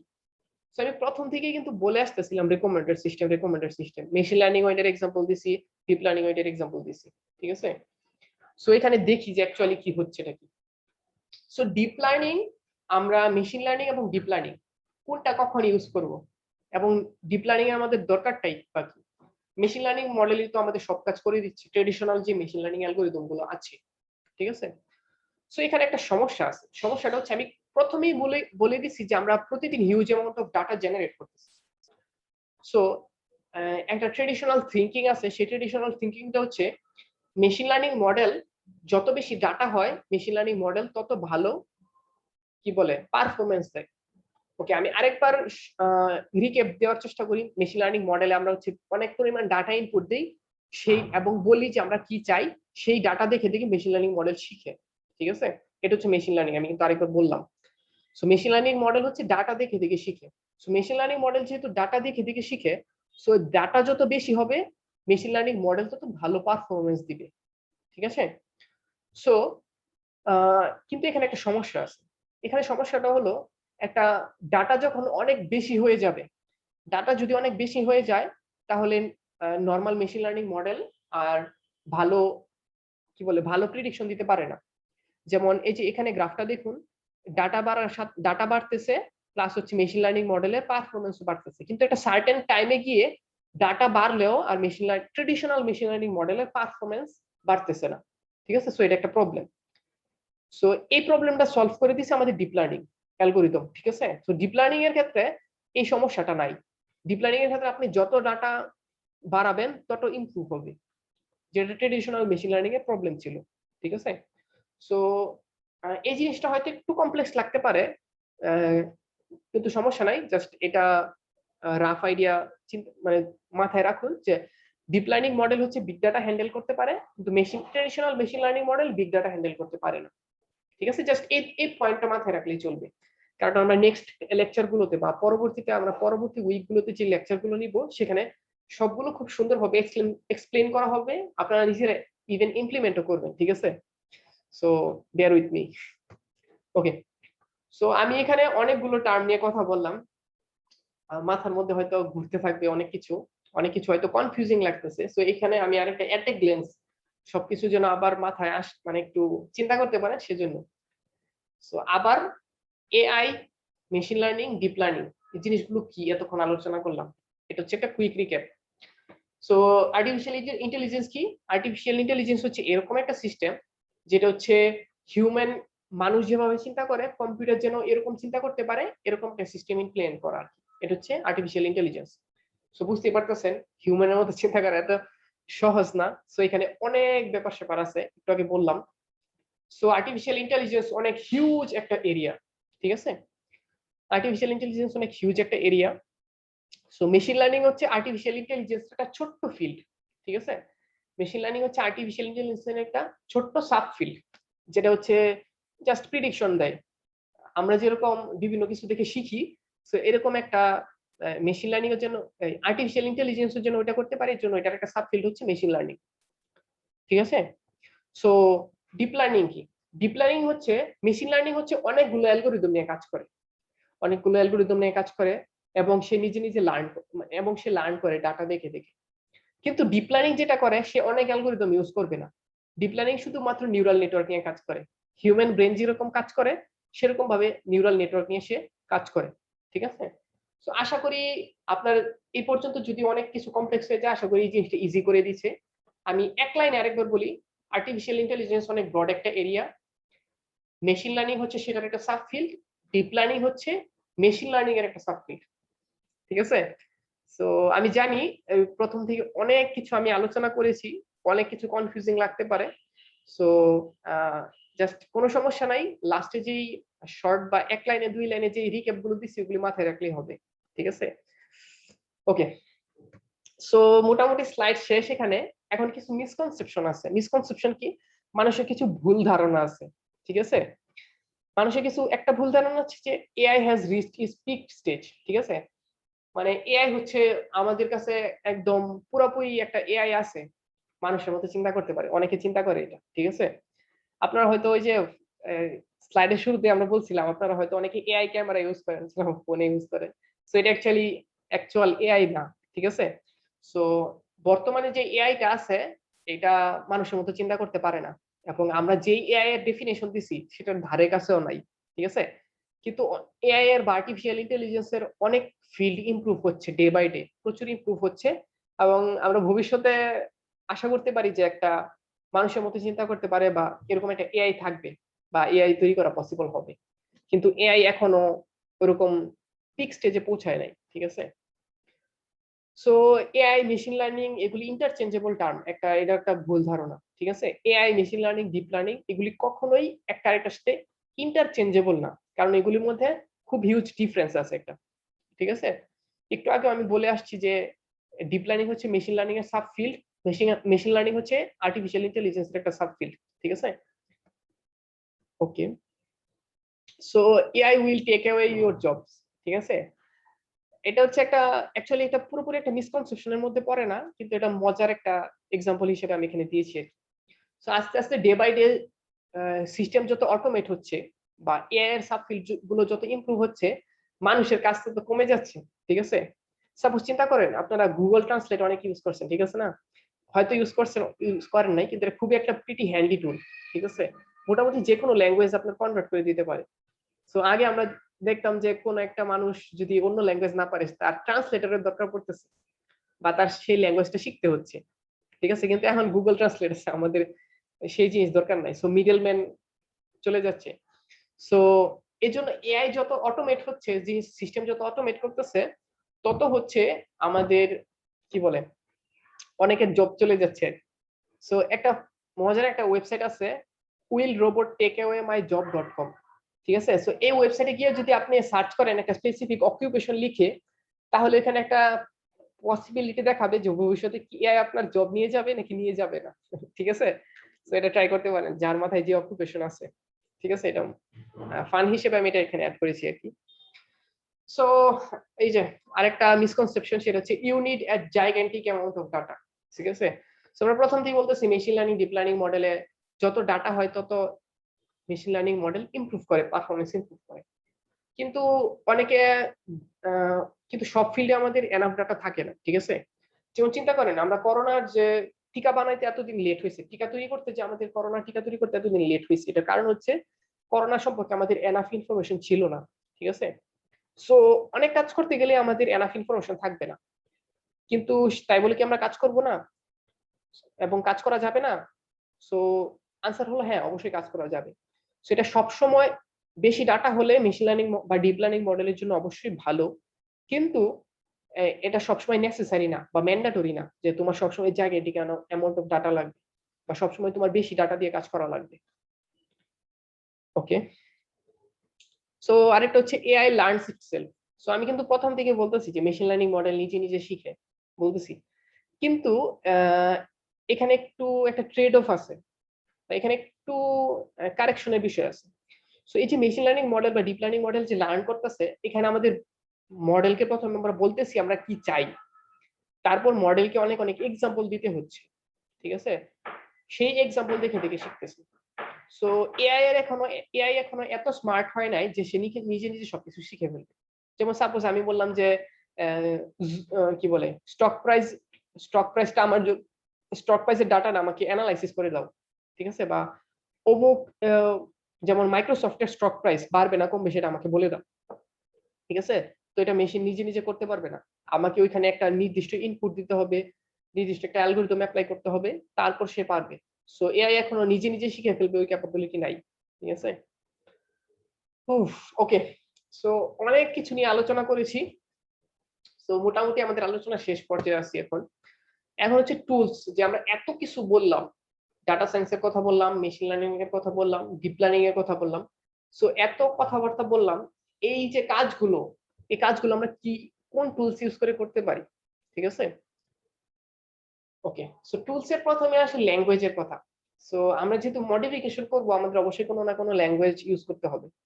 সেখানে দেখুন অনেক ল্যাঙ্গুয়েজ আছে, ঠিক আছে, C plus plus, Lisp, Python, Scala, Java, আর প্রচুর, ঠিক আছে। সেখানে হয়তো সি সি প্লাস প্লাস এর কমফোর্টেবল অনেক, এখানে হয়তো অনেকে অনেক একাধিক ল্যাঙ্গুয়েজ পারেন, অনেকে হয়তো পারেন না। সো সত্যি বলতে ল্যাঙ্গুয়েজ কোনো ব্যারিয়ার না। আপনি যদি কোনো একটা ল্যাঙ্গুয়েজে ফ্লুয়েন্ট হন তাহলে আপনার কোনো সমস্যা নেই, কিন্তু আপনার কোনো একটা ল্যাঙ্গুয়েজে এফিসিয়েন্সি থাকা জরুরি। কারণ ডিপ লার্নিং বা মেশিন লার্নিং রিসার্চ গুলোতে আমাদের প্রায় সময় বিভিন্ন মডিফিকেশন দরকার পড়ে। সো এই মডিফিকেশন গুলো করার জন্য অবশ্যই আমাদের কোনো একটা ল্যাঙ্গুয়েজে প্রফিসিয়েন্সি থাকা দরকার, একটা ল্যাঙ্গুয়েজ আমাদের পারদর্শী হতে হবে। সো সো পয়েন্ট এটা হচ্ছে, আপনি যে কোনো ল্যাঙ্গুয়েজ শিখেন কোনো সমস্যা নাই, কিন্তু এখানে একটা কিন্তু আছে।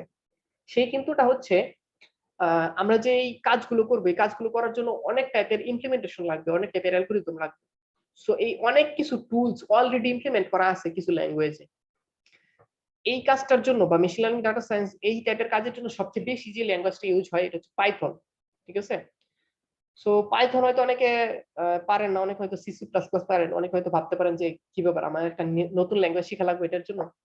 সো এটা ডোন্ট ওয়ারি, পাইথন এত ইজি একটা ল্যাঙ্গুয়েজ, এটা হচ্ছে যে কেউ শিখতে পারে, ঠিক আছে। Programmer, non programmer, doesn't matter, এটা হচ্ছে অনেক ইজি একটা ল্যাঙ্গুয়েজ।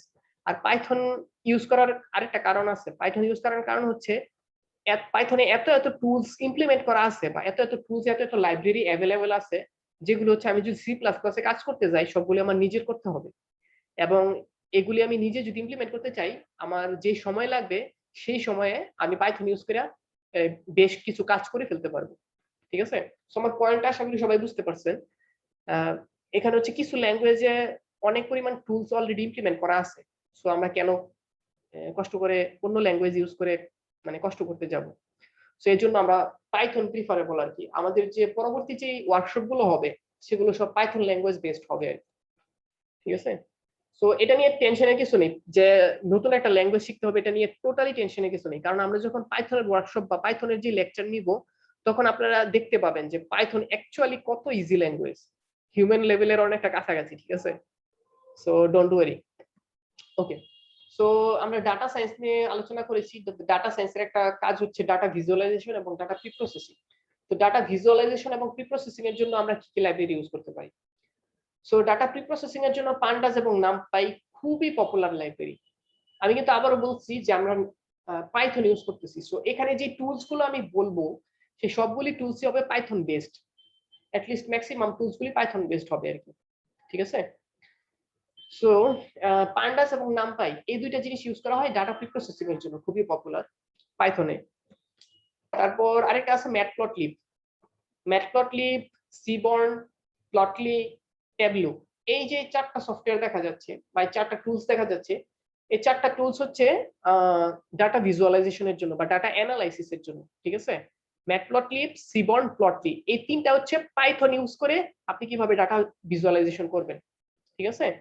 এই তিনটা। আর ট্যাবলু হচ্ছে আলাদা একটা ডেডিকেটেড সফটওয়্যার যেটা শুধুমাত্র ডাটা ভিজুয়ালাইজেশনের কাজ করে। এখানে আপনার কোনো ল্যাঙ্গুয়েজ জানা লাগবে না, কিছু করা লাগবে না। আপনি যেরকম ফটোশপ ইউজ করে যেমন ফটো এডিট করেন, সেরকম ভাবে শুধুমাত্র ডাটা ভিজুয়ালাইজেশনের জন্য আপনি ট্যাবলু ইউজ করতে পারেন। এখানে আপনার কোনো ল্যাঙ্গুয়েজ জানা লাগবে না, ঠিক আছে। সো এই টুলস গুলো ছিল হচ্ছে ডাটা ভিজুয়ালাইজেশন এবং ডাটা প্রি প্রসেসিং এর জন্য খুব জরুরি। ওকে, ওকে, মেশিন লার্নিং এবং ডিপ লার্নিং। মেশিন লার্নিং এর জন্য একটা পপুলার যে লাইব্রেরি, এটা যেটা ইউজ না করলেই নয় পাইথনে, সেটা হচ্ছে scikit learn. Traditional machine learning এর যতগুলি অ্যালগরিদম আছে, সুপারভাইজড, আনসুপারভাইজড, সবগুলি হচ্ছে মোটামুটি সাইকিট লার্নে ইমপ্লিমেন্ট করা আছে, ঠিক আছে। সো সাইকিট লার্ন এটাও পাইথন বেসড। আমি কিন্তু বলেছি যে আমি যেই টুলস গুলো এক্সাম্পল দিব, এই টুলস গুলো সব পাইথন বেসড, ঠিক আছে। এখন এই টুলস গুলো কিভাবে ইউজ করব, এগুলো বা পাইথন শিখতে হবে, এগুলো চিন্তা করে ফ্রিকড আউট হওয়ার কোনো কারণ নেই। কারণ এগুলি খুবই খুবই সিম্পল, খুবই ইজি, ঠিক আছে। By end of the course আপনারা আপনাদের একটা ভালো ধারণা থাকবে, ঠিক আছে। আমরা এই যে কোর্সটা যে অ্যারেঞ্জ করেছি, এই এন্ড অফ দ্য কোর্স আপনার একটা ভালো ধারণা থাকবে যে কিভাবে এই কাজগুলো করতে হয়, এবং কাজগুলি খুবই ইজি, ঠিক আছে। সো এগুলি কিভাবে কাজ করবো এটা চিন্তা করে এখন ফ্রিকড আউট করার কোনো কারণ নেই, ঠিক আছে। সো আমি হয়তো একটু বেশি সময় নিয়ে ফেলছি, জাস্ট আরেকটু সময় চাইবো। তারপর deep learning, popular deep learning এর পপুলার ডিপ লার্নিং এর জন্য টুলস হচ্ছে কেরাস, টেনসরফ্লো এবং পাইটর্চ, ঠিক আছে। সো এগুলো খুবই পপুলার এবং খুবই এফিশিয়েন্ট টুল। ওকে, সো এই ছিল এটা। আমরা এখন এন্ড অফ দ্য লেকচার চলে আসছি। সো লেকচারের শেষে যেটা আছে এটা হচ্ছে কোর্স ওভারভিউ। আমাদের যে এই টোটাল কোর্সটা আমরা সাজিয়েছি, আজকে কিন্তু পুরোটা কোর্সের একটা ওভারভিউ দেওয়ার ট্রাই করেছি আমি, ঠিক আছে, যে আমরা টোটালি কি কি নিয়ে ডিল করতেছি, কি জিনিসের সাথে কেন শিখবো, রিয়েল লাইফ অ্যাপ্লিকেশন কোন জিনিসগুলো। সো আমরা টোটাল 10টা লেকচারে আমরা এই কোর্সটা নিব, ঠিক আছে। সো এই যে লেকচার নম্বর এবং কোন লেকচারে আমরা কোন টপিকে আলোচনা করব সেই জিনিসগুলো, এখানে কিন্তু অনেক কিছু নিয়ে আলোচনা করা আছে, অনেক কিছু আছে। আমি আবার বলতেছি যে কোনগুলো কি সেটা নিয়ে ফ্রিকড আউট হওয়ার কোনো টেনশনের কিছু নাই, ফ্রিকড আউট হওয়ার কিছু নাই। আপনারা যখন কোর্সটা শুরু করবেন তখন দেখবেন যে আমরা কত অ্যামেজিং জিনিস আমরা অ্যাকমপ্লিশ করতেছি, কত মজার মজার জিনিস আমরা ইমপ্লিমেন্ট করতেছি, কত মজার মজার জিনিস শিখতেছি, ঠিক আছে। সো এটা হচ্ছে কোর্স ওভারভিউ। এই কোর্স ওভারভিউ নিয়ে আমি এখন ডিসকাস করছি না, কারণ এমনিতে অনেক সময় হয়ে গেছে। আহ, আমি আপনাদের স্লাইড প্রোভাইড করে দিব, আশা করি স্কিল ডেভেলপমেন্ট যে গ্রুপটা আছে এখানে সবাই আছেন। ওই গ্রুপে আমি হচ্ছে আজকে ক্লাস লেকচার এবং হচ্ছে এই স্লাইড দুইটাই প্রোভাইড করে দিব, আপনারা এটা দেখে নেবেন আর কি। সো এটা হচ্ছে কোর্স ওভারভিউ। সো থ্যাঙ্কস, এটা হচ্ছে and of the lecture. So এখন কারো যদি কোনো কোয়েশ্চেন থাকে সো করতে পারেন আর কি, ঠিক আছে। ওকে, চ্যাটের মধ্যে অনেক কিছু আছে। ওকে, হচ্ছে ডাটা সায়েন্স এবং বিগ ডাটার ডিফারেন্স একজন আস্ক করছে এটা। সৈকত, সৈকত আস্ক করতেছে যে ডাটা সায়েন্স এবং বিগ ডাটার ডিফারেন্স। ওকে, ওকে। সো এখানে একটা জিনিস চিন্তা করুন যে আমি কি বলেছি ফার্স্টেই, যে আমি ফার্স্টেই বলেছি যে কি বলে ডাটার সাথে ডিল করার জন্য, ডাটার সাথে ডিল করে এরকম যত কাজ আছে সবকিছুর মধ্যেই ডাটা সায়েন্স আছে, এই কথাটা আমি বলেছি, ঠিক আছে। সো বিগ ডাটা এবং ডাটা সায়েন্স দুটোর মধ্যে ডিফারেন্স। ওকে, সো বিগ ডাটা আর ডাটা সায়েন্সের মধ্যে ডিফারেন্স হচ্ছে বিগ ডাটা কথাটার মধ্যেই চলে আসতেছে যে অ্যাকচুয়ালি বিগ ডাটা দিয়ে আমরা করবোটা কি, ঠিক আছে। বিগ ডাটার মধ্যে আমরা যেটা করি এটা হচ্ছে টোটালি ডাটা হ্যান্ডলিং, ঠিক আছে। এই যে আমি বললাম যে প্রতিদিন ইন্টারনেটে এত এত ডাটা, 2.5 কোয়ান্টিলিয়ন ডাটা তৈরি হচ্ছে, এগুলি কিভাবে প্রসেস করব বা কিভাবে কি করব, এই যে প্রতিদিন এত ডাটা প্রসেস হচ্ছে, এগুলি আমাদের যে আগে ট্রেডিশনাল সফটওয়্যার ছিল, ঠিক আছে, বিগত কয়েক বছর ধরে আমরা এই সমস্যাটায় পড়ছি আর কি, যে এত পরিমাণ ডাটা জেনারেট হচ্ছে, কারণ ইন্টারনেট অনেক সহজলভ্য হয়ে গেছে লোকজনের কাছে। কিন্তু এর আগে যে ট্রেডিশনাল সিস্টেম আমরা ইউজ করতাম, সেই ট্রেডিশনাল সিস্টেম এত বিগ ডাটা হ্যান্ডেল করে অভ্যাস নাই, অভ্যস্ত না, ঠিক আছে। সো আমাদের অনেক সিস্টেমই বিগ ডাটা হ্যান্ডেল করতে পারে না, ক্র্যাশ করে।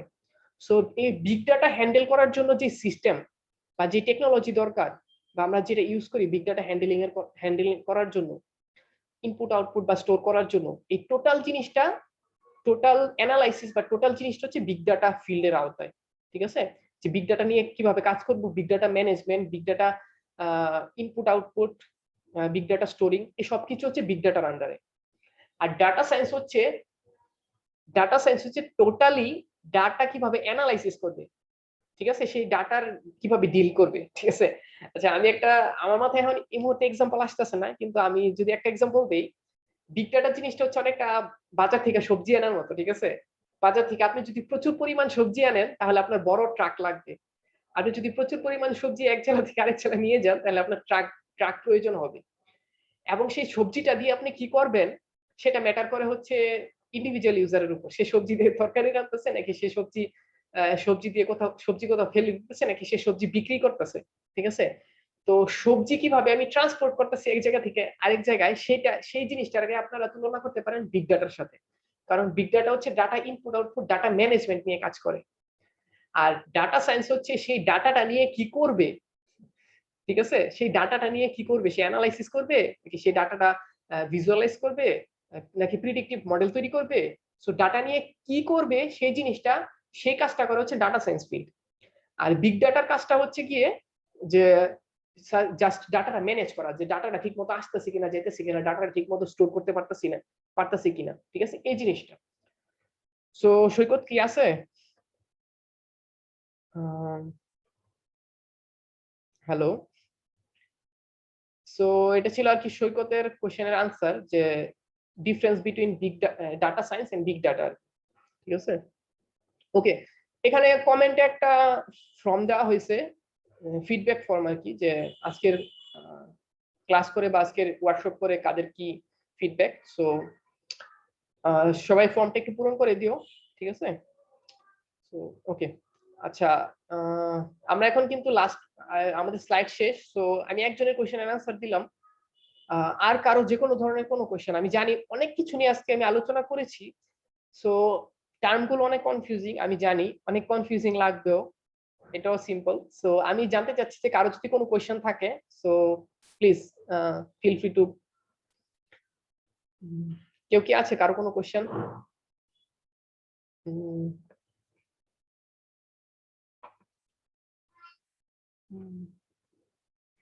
সমস্যা নাই, মাইক অন করে তুমি কোশ্চেন করতে পারো, কমেন্টে লিখতে হবে না। আচ্ছা ভাই, বড় কোম্পানিগুলোতে লাইব্রেরি ইম্পোর্ট না করে কোড করতে বলে। আচ্ছা আচ্ছা আচ্ছা।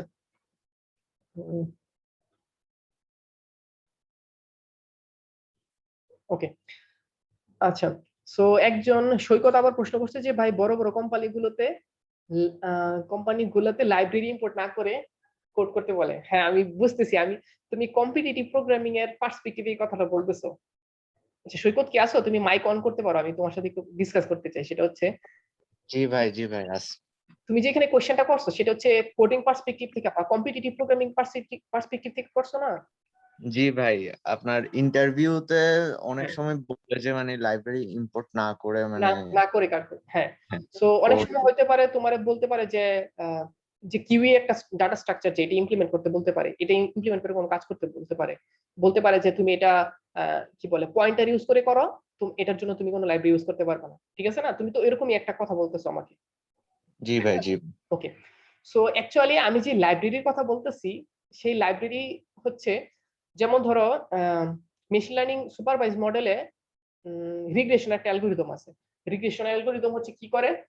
রিগ্রেশন অ্যালগরিদমের যে কাজটা সেটা হচ্ছে, ধরো তুমি বিভিন্ন একটা বাসার কোনো ইনফরমেশন দিলে সেই বাসার কি পরিমাণ দাম হইতে পারে, যেমন একটা বাসার দুইটা বেডরুম, দুইটা বাথরুম, একটা বাসা এত স্কোয়ার ফিট, এই ইনফরমেশন গুলি দেওয়ার পরে মেশিন লার্নিং মডেলটা তোমাকে বলে দিবে যে বাসার প্রাইস কিরকম হইতে পারে। বুঝতে পারছো? সো এই যে লিনিয়ার রিগ্রেশন মডেলটা যে আমরা ইমপ্লিমেন্ট করব, এটা কিন্তু অলরেডি ইমপ্লিমেন্ট করা আছে, ঠিক আছে। সো এখানে দেখো আমাদের মেইন টার্গেট কি? আমাদের মেইন টার্গেট হচ্ছে আমরা এরকম একটা মডেল তৈরি করব যেটা আমাদের একটা বাসার প্রাইস আমাকে প্রিডিক্ট করে দিবে, ঠিক আছে। বাসার প্রাইস প্রিডিক্ট করে দিবে। এখানে কিন্তু আমাদের মেইন টার্গেট না যে আমরা এই অ্যালগরিদমটা ইমপ্লিমেন্ট করি। চিন্তা করো, আমি এই যে লিনিয়ার রিগ্রেশন যে অ্যালগরিদমটা, এটা অলরেডি ইমপ্লিমেন্ট করা আছে। তুমি যদি নিজে ইমপ্লিমেন্ট করো, সেম ভাবেই তো ইমপ্লিমেন্ট করবা।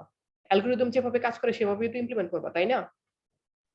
জি ভাই তো তোমার এখানে পয়েন্টটা হচ্ছে, তুমি যদি অ্যালগরিদমটা নিজে ইমপ্লিমেন্ট করো, তোমার এখানে টাইম ওয়েস্ট হচ্ছে, কারণ অ্যালগরিদমটা অলরেডি ইমপ্লিমেন্ট করা আছে, ঠিক আছে। এখানে তোমার টার্গেট এটা না যে এটা ইমপ্লিমেন্ট করা, এখানে তোমার টার্গেট হচ্ছে তুমি যে মডেল তৈরি করতেছো সেই মডেলটা যেন ভালো পারফর্ম করতেছে সেটা। আমার কথা বুঝতে পারছো? যেমন কম্পিটিটিভ প্রোগ্রামিং এর ইন্টারভিউ গুলোতে ওরা জানতে চায় তোমার ইমপ্লিমেন্টেশন স্কিল কিরকম। তোমাকে বলতে পারে যে বিএফএস ডিএফএস একটা কি বলে ইন অর্ডার ট্রাভার্সাল কিভাবে করে, ওইটা একটা প্রোগ্রাম করে দেখাও, ইমপ্লিমেন্ট করে দেখাও, সেটা জানতে চেতে পারে।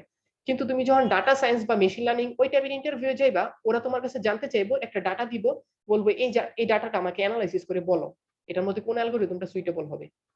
বুঝতে পারছো? সো এখানে কম্পিটিটিভ প্রোগ্রামিং এর ইমপ্লিমেন্টেশনটা জরুরি, কিন্তু মেশিন লার্নিং বা ডিপ লার্নিং এর ক্ষেত্রে এখানে হচ্ছে বেশি ডিপেন্ড করতেছে তুমি ডাটাটা কিভাবে অ্যানালাইসিস করতেছো, কিভাবে প্রিডিকশন করতেছো, ওই জিনিসটা, ঠিক আছে। সো আশা করি তুমি এই জিনিসটা বুঝতে পারছো, ঠিক আছে। এখানে ইমপ্লিমেন্টেশনটা ম্যাটার করে না, এখানে ম্যাটার করে হচ্ছে তুমি ওই জিনিসটা ইউজ করে কি করতেছো, ঠিক আছে। অনেক কোম্পানি, সব কোম্পানি কিন্তু ডাটা ইউজ করতেছে, কিন্তু কে কিভাবে ডাটা ইউজ করতেছে সেটার উপর ডিপেন্ড করে। ডাটা সায়েন্টিস্টের জব স্যালারি কিন্তু সবচেয়ে বেশি, কিন্তু প্রতি ডাটা সায়েন্টিস্ট যেখানে চায়, রিকোয়ারমেন্ট চায়, সেখানে দেখবে এক্সপিরিয়েন্সও চায়, কারণ ডাটা সায়েন্সের সাথে একটা এক্সপিরিয়েন্সের ব্যাপার আছে। একটা নিউ ডাটা সায়েন্টিস্ট বুঝবে না একটা ডাটা কিভাবে অ্যানালাইসিস করবে, ঠিক আছে। সো শর্টকাটে যদি আমি তোমার কথার আনসার দিই, তাহলে সেটা হচ্ছে কম্পিটিটিভ প্রোগ্রামিং ইমপ্লিমেন্টেশনটা খুব জরুরি। ডিপ লার্নিং মেশিন লার্নিং ও কিছু কিছু ক্ষেত্রে তোমার ইমপ্লিমেন্টেশন দরকার পড়ে, তুমি যখন নিজে মডিফাই করবে, কিন্তু ম্যাক্সিমাম টাইমে আমাদের ইমপ্লিমেন্টেশনের দরকার পড়ে না, ঠিক আছে? সো এখানে এটা সমস্যা না। আশা করি সৈকত আমার কথা বুঝতে পারছো।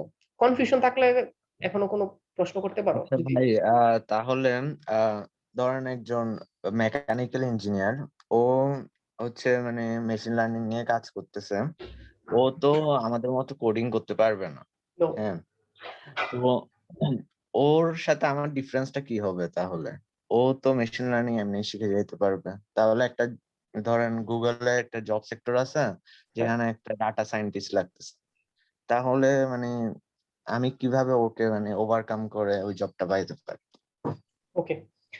সো এখানে আহ, একটা জিনিস আমার বলতে মিস হয়েছিল পুরো স্লাইডে, অ্যাকচুয়ালি তোমার কথার আনসারের মধ্যে আমি সেটা বলে দিতে পারবো আর কি। ওকে, সেটা হচ্ছে এই যে তুমি যে কথাটা বললা সেটার মধ্যে অনেকটা কি বলে ক্রিয়েটিভনেস এবং একটা এক্সপিরিয়েন্সের বিষয় চলে আসে। তুমি যে বললা যে ওকে কিভাবে বিট করবা। সো একটা ডাটা অ্যানালাইসিস করা সহজ বিষয় না, ঠিক আছে? এটার মধ্যে অনেক স্কিল লাগে। So, তুমি ডাটাটা কিভাবে অ্যানালাইসিস করবে। দেখা যাচ্ছে যে ডাটাটা যদি একভাবে অ্যানালাইসিস করো তোমার মডেল ভালো রেজাল্ট দিবে, কিন্তু ডাটা যদি একটু ভিন্নভাবে অ্যানালাইসিস করো দেখবা ডাটা তোমার মডেলটা ভালো রেজাল্ট দিচ্ছে না, ভালো প্রিডিকশন দিতে পারতেছে না, ঠিক আছে? সো একটা ক্যাগেলের নাম শুনছো সবাই? কেউ শুনছো? জি ভাই, জি। ওকে। সো ক্যাগেলে তো জানো এখানে বিভিন্ন ডাটার উপর কম্পিটিশন হয়, ঠিক আছে? তো কম্পিটিশনে সবাই কিন্তু র্যাঙ্কিং ফার্স্ট সেকেন্ড থার্ডে থাকতে পারে না, ঠিক আছে? সো এখানে কারণটা কি? এখানে অনেকে কিন্তু ডিফারেন্ট ডিফারেন্ট মডেল ইমপ্লিমেন্ট করতেছে, ঠিক আছে?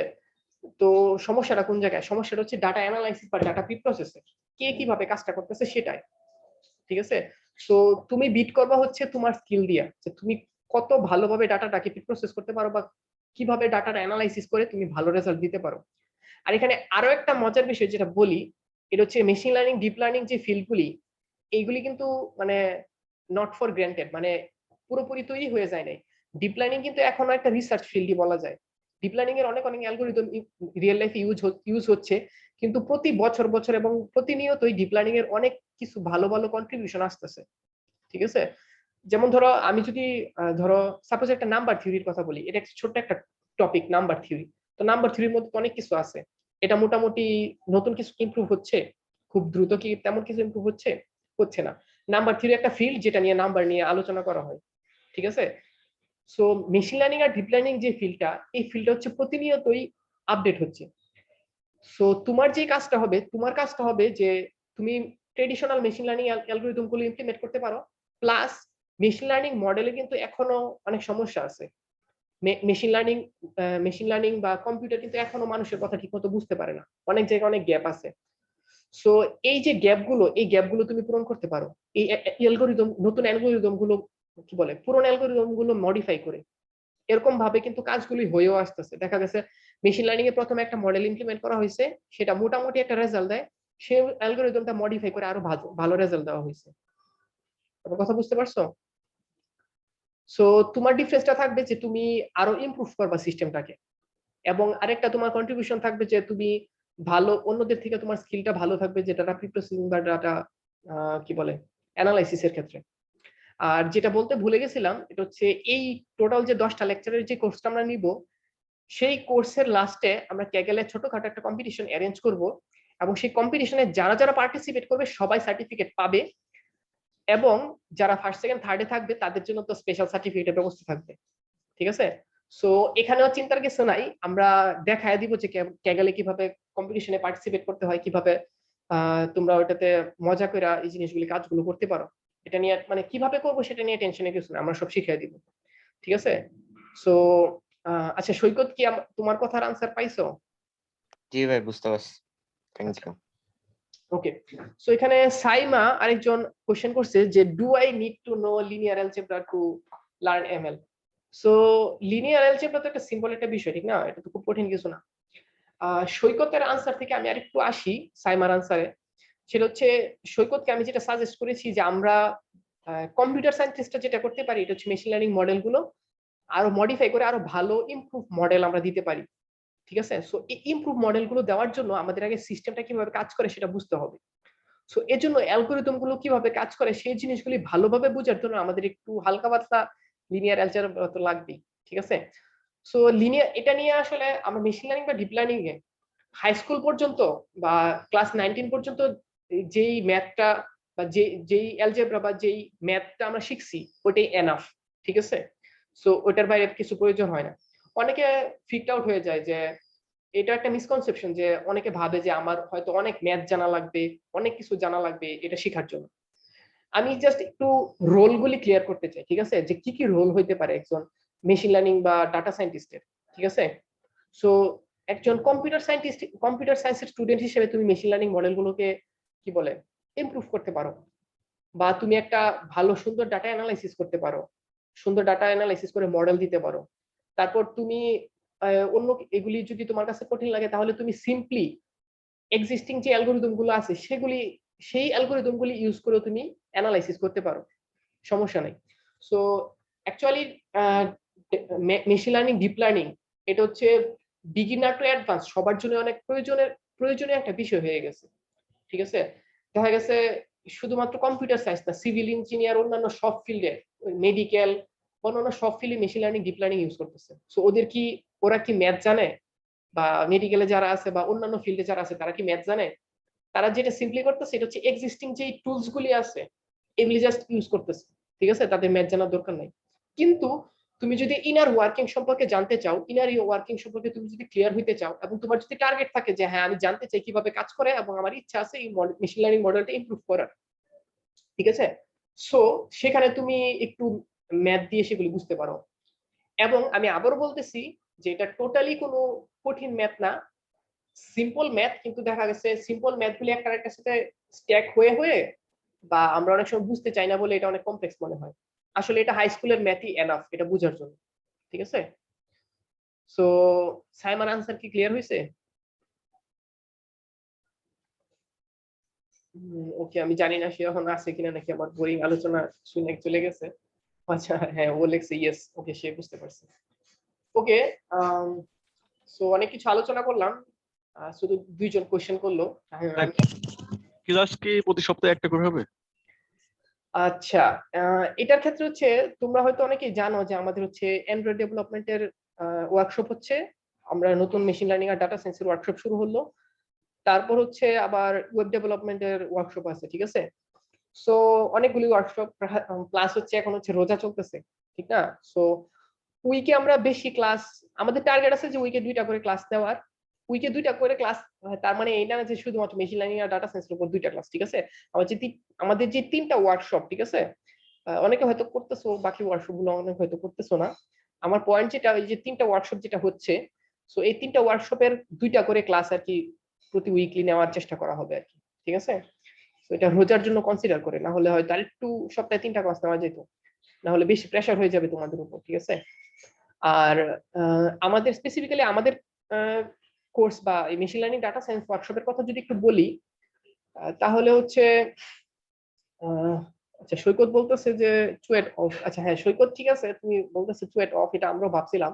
কিন্তু অ্যাকচুয়ালি যদি বেশি উইকলি যদি বেশি ক্লাস দিয়ে দিই তাহলে তোমাদের জন্য একটু প্রেশার হয়ে যাবে, ঠিক আছে। হয়তো উইকে যদি আমরা সাপোজ অ্যান্ড্রয়েড ডেভেলপমেন্টের ক্লাস নিলাম, তোমরা তাইলে ওই ক্লাসটা করে, আমরা কিন্তু খুব ডিটেলস কিন্তু দিতে পারতাছি না ওয়ার্কশপ গুলিতে, ঠিক আছে। খুব ডিটেলস আমি খুব ডিটেলস যদি দিতে চাই প্রতি কোর্সে, তাহলে কিন্তু সমস্যা মানে অনেকগুলো লেকচার লাগবে, ঠিক আছে। সো আমি যেটা বুঝাতে চাচ্ছি, সাপোজ অ্যান্ড্রয়েড ডেভেলপমেন্টের এই উইকে ধরো যে ওয়ার্কশপটা হলো, ওইটা দিয়ে তোমরা বাসায় অ্যানালাইসিস করবে, ওইটা নিয়ে তোমরা বাসায় কাজ করবা, তারপর নিজের একটা আন্ডারস্ট্যান্ডিং আসবো। কারণ আর উইকে যদি বেশি ওয়ার্কশপ নিয়ে ফেলি তাহলে তুমি মানে একটু ঝামেলায় পড়ে যেতে পারো যে কোনটা রেখে কোনটা কাজ করবে, বুঝতে পারছো না। মানে তোমাদের মোটামুটি প্রতিটা লেকচারের পর সময় দেওয়া হবে তোমরা নিজেরা যাতে জিনিসটা অ্যানালাইসিস করতে পারো, ঠিক আছে। আর উইকে হচ্ছে 2টা করে ক্লাস নেওয়ার চেষ্টা করা হবে আর কি, বুঝতে পারছো? জি ভাই। ওকে, ইশতিয়াক রেজড হ্যান্ড। ওকে, হ্যাঁ ইশতিয়াক। হ্যাঁ আচ্ছা, আমাদের যে প্ল্যান আছে, তো আমরা হচ্ছে উইকে 2টা ক্লাস রাখবো, মাঝখানে হচ্ছে 3 দিন গ্যাপ থাকবে। তো ধরো আমরা আজকে ক্লাস নিলাম, তো 3 দিন পর আরেকটা ক্লাস হবে। তো এই 3 দিনে যাতে তোমরা আজকের ক্লাসটা নিয়ে আর কি কাজ করতে পারো, আর নিজের থেকে কিছু শিখতে পারো, নিজে একটু সার্চ করে দেখলা যে এগুলা নিয়ে কি কি আছে, যাতে প্রেসার না পড়ে, ঠিক আছে। তো আর কি আলটিমেটলি আমরা চাইলে ক্লাসগুলো রোজার মধ্যে তো সব শেষ করে দিতে পারি, তাই না? এখন তো সবারই বন্ধ, তো এটা আসলে আমাদের টার্গেট না, টার্গেট হচ্ছে কিছু শেখা। তো আমরা যাতে এই ক্লাসগুলো থেকে কিছু শিখতে পারি, সো এই জন্য আমরা মানে পরপর ক্লাস দিতে চাইতেছি না, একটু গ্যাপ রেখে ক্লাস দিতে চাইতেছি। ওকে, হ্যাঁ আশিস, তো শেষ করো তোমার কথাগুলা। ওকে, লাস্টে আরেকটা কথা বলি, ডাটা সায়েন্স নিয়ে বা ডাটা নিয়ে তো প্রচুর কথা বললাম। সো ডাটা অনেক ইম্পর্টেন্ট। সো এখানে একটা ফিডব্যাক ফর্ম দেওয়া আছে আর কি। সো এখানে আমরা তোমাদের থেকে ডাটা নিব যে তোমাদের কি ফিডব্যাক এই ওয়ার্কশপ নিয়ে, যেন আমরা পরবর্তীতে অ্যানালাইসিস করতে পারি যে আমাদের যে ওয়ার্কশপটা হচ্ছে এটা কি ইমপ্রুভ করা দরকার নাকি কন্টেন্ট চেঞ্জ করা দরকার, মানে তোমাদের কাছে ভালো লাগতেছে না বোরিং লাগতেছে। ঠিক আছে, অনেস্ট অপিনিয়ন দিও এখানে। সো তাইলে আমরা বুঝতে পারবো আর কি যে আমাদের ওয়ার্কশপটা কিরকম হচ্ছে, কারণ এটা আমাদের জন্য ফার্স্ট এক্সপিরিয়েন্স, আমরা জানি না অ্যাকচুয়ালি কিভাবে নিতে হবে। ঠিক আছে, সো টার্গেট ছিল 1 ঘন্টার ওয়ার্কশপ, অনেক বকবক করছি, অনেক কথা বলে ফেলছি। সো আশা করি খুব বেশি বোরিং লাগে নাই। ঠিক আছে, কারো যদি কোনো কোয়েশ্চেন থাকে তাহলে বলতে পারো, এখনো কোনো সমস্যা নেই, না হলে শেষ করে দিব আর কি। কারো কি কোনো কোয়েশ্চেন আছে? কোয়েশ্চেন না থাকলে সেটাও না করতে পারো। ওকে, ওকে ঠিক আছে তাহলে। কারো আমি ধরে নিচ্ছি মোটামুটি কারো কোনো সমস্যা নেই। সো এখন আমরা পরবর্তীতে যেটা বললাম উইকলি ওয়ার্কশপ গুলো কন্টিনিউ করার চেষ্টা করব। এই যে এখন যেই সেশনটা নিলাম সেটা রেকর্ডিং প্রোভাইড করে দেওয়া হবে, সো নো টেনশন। পরবর্তীতে যদি এই স্লাইডও প্রোভাইড করে দেওয়া হবে, স্লাইড ভিডিও এগুলি দেখে যদি পরবর্তীতে কোনো সমস্যা হয় বা কোনো কোয়েশ্চেন অ্যারাইজ করে তাহলে নেক্সট ওয়ার্কশপ গুলিতে কোয়েশ্চেন করতে পারবে নির্দ্বিধায়, কোনো সমস্যা নেই। So stay tuned, enjoy learning আর কি। Okay, thank you everyone.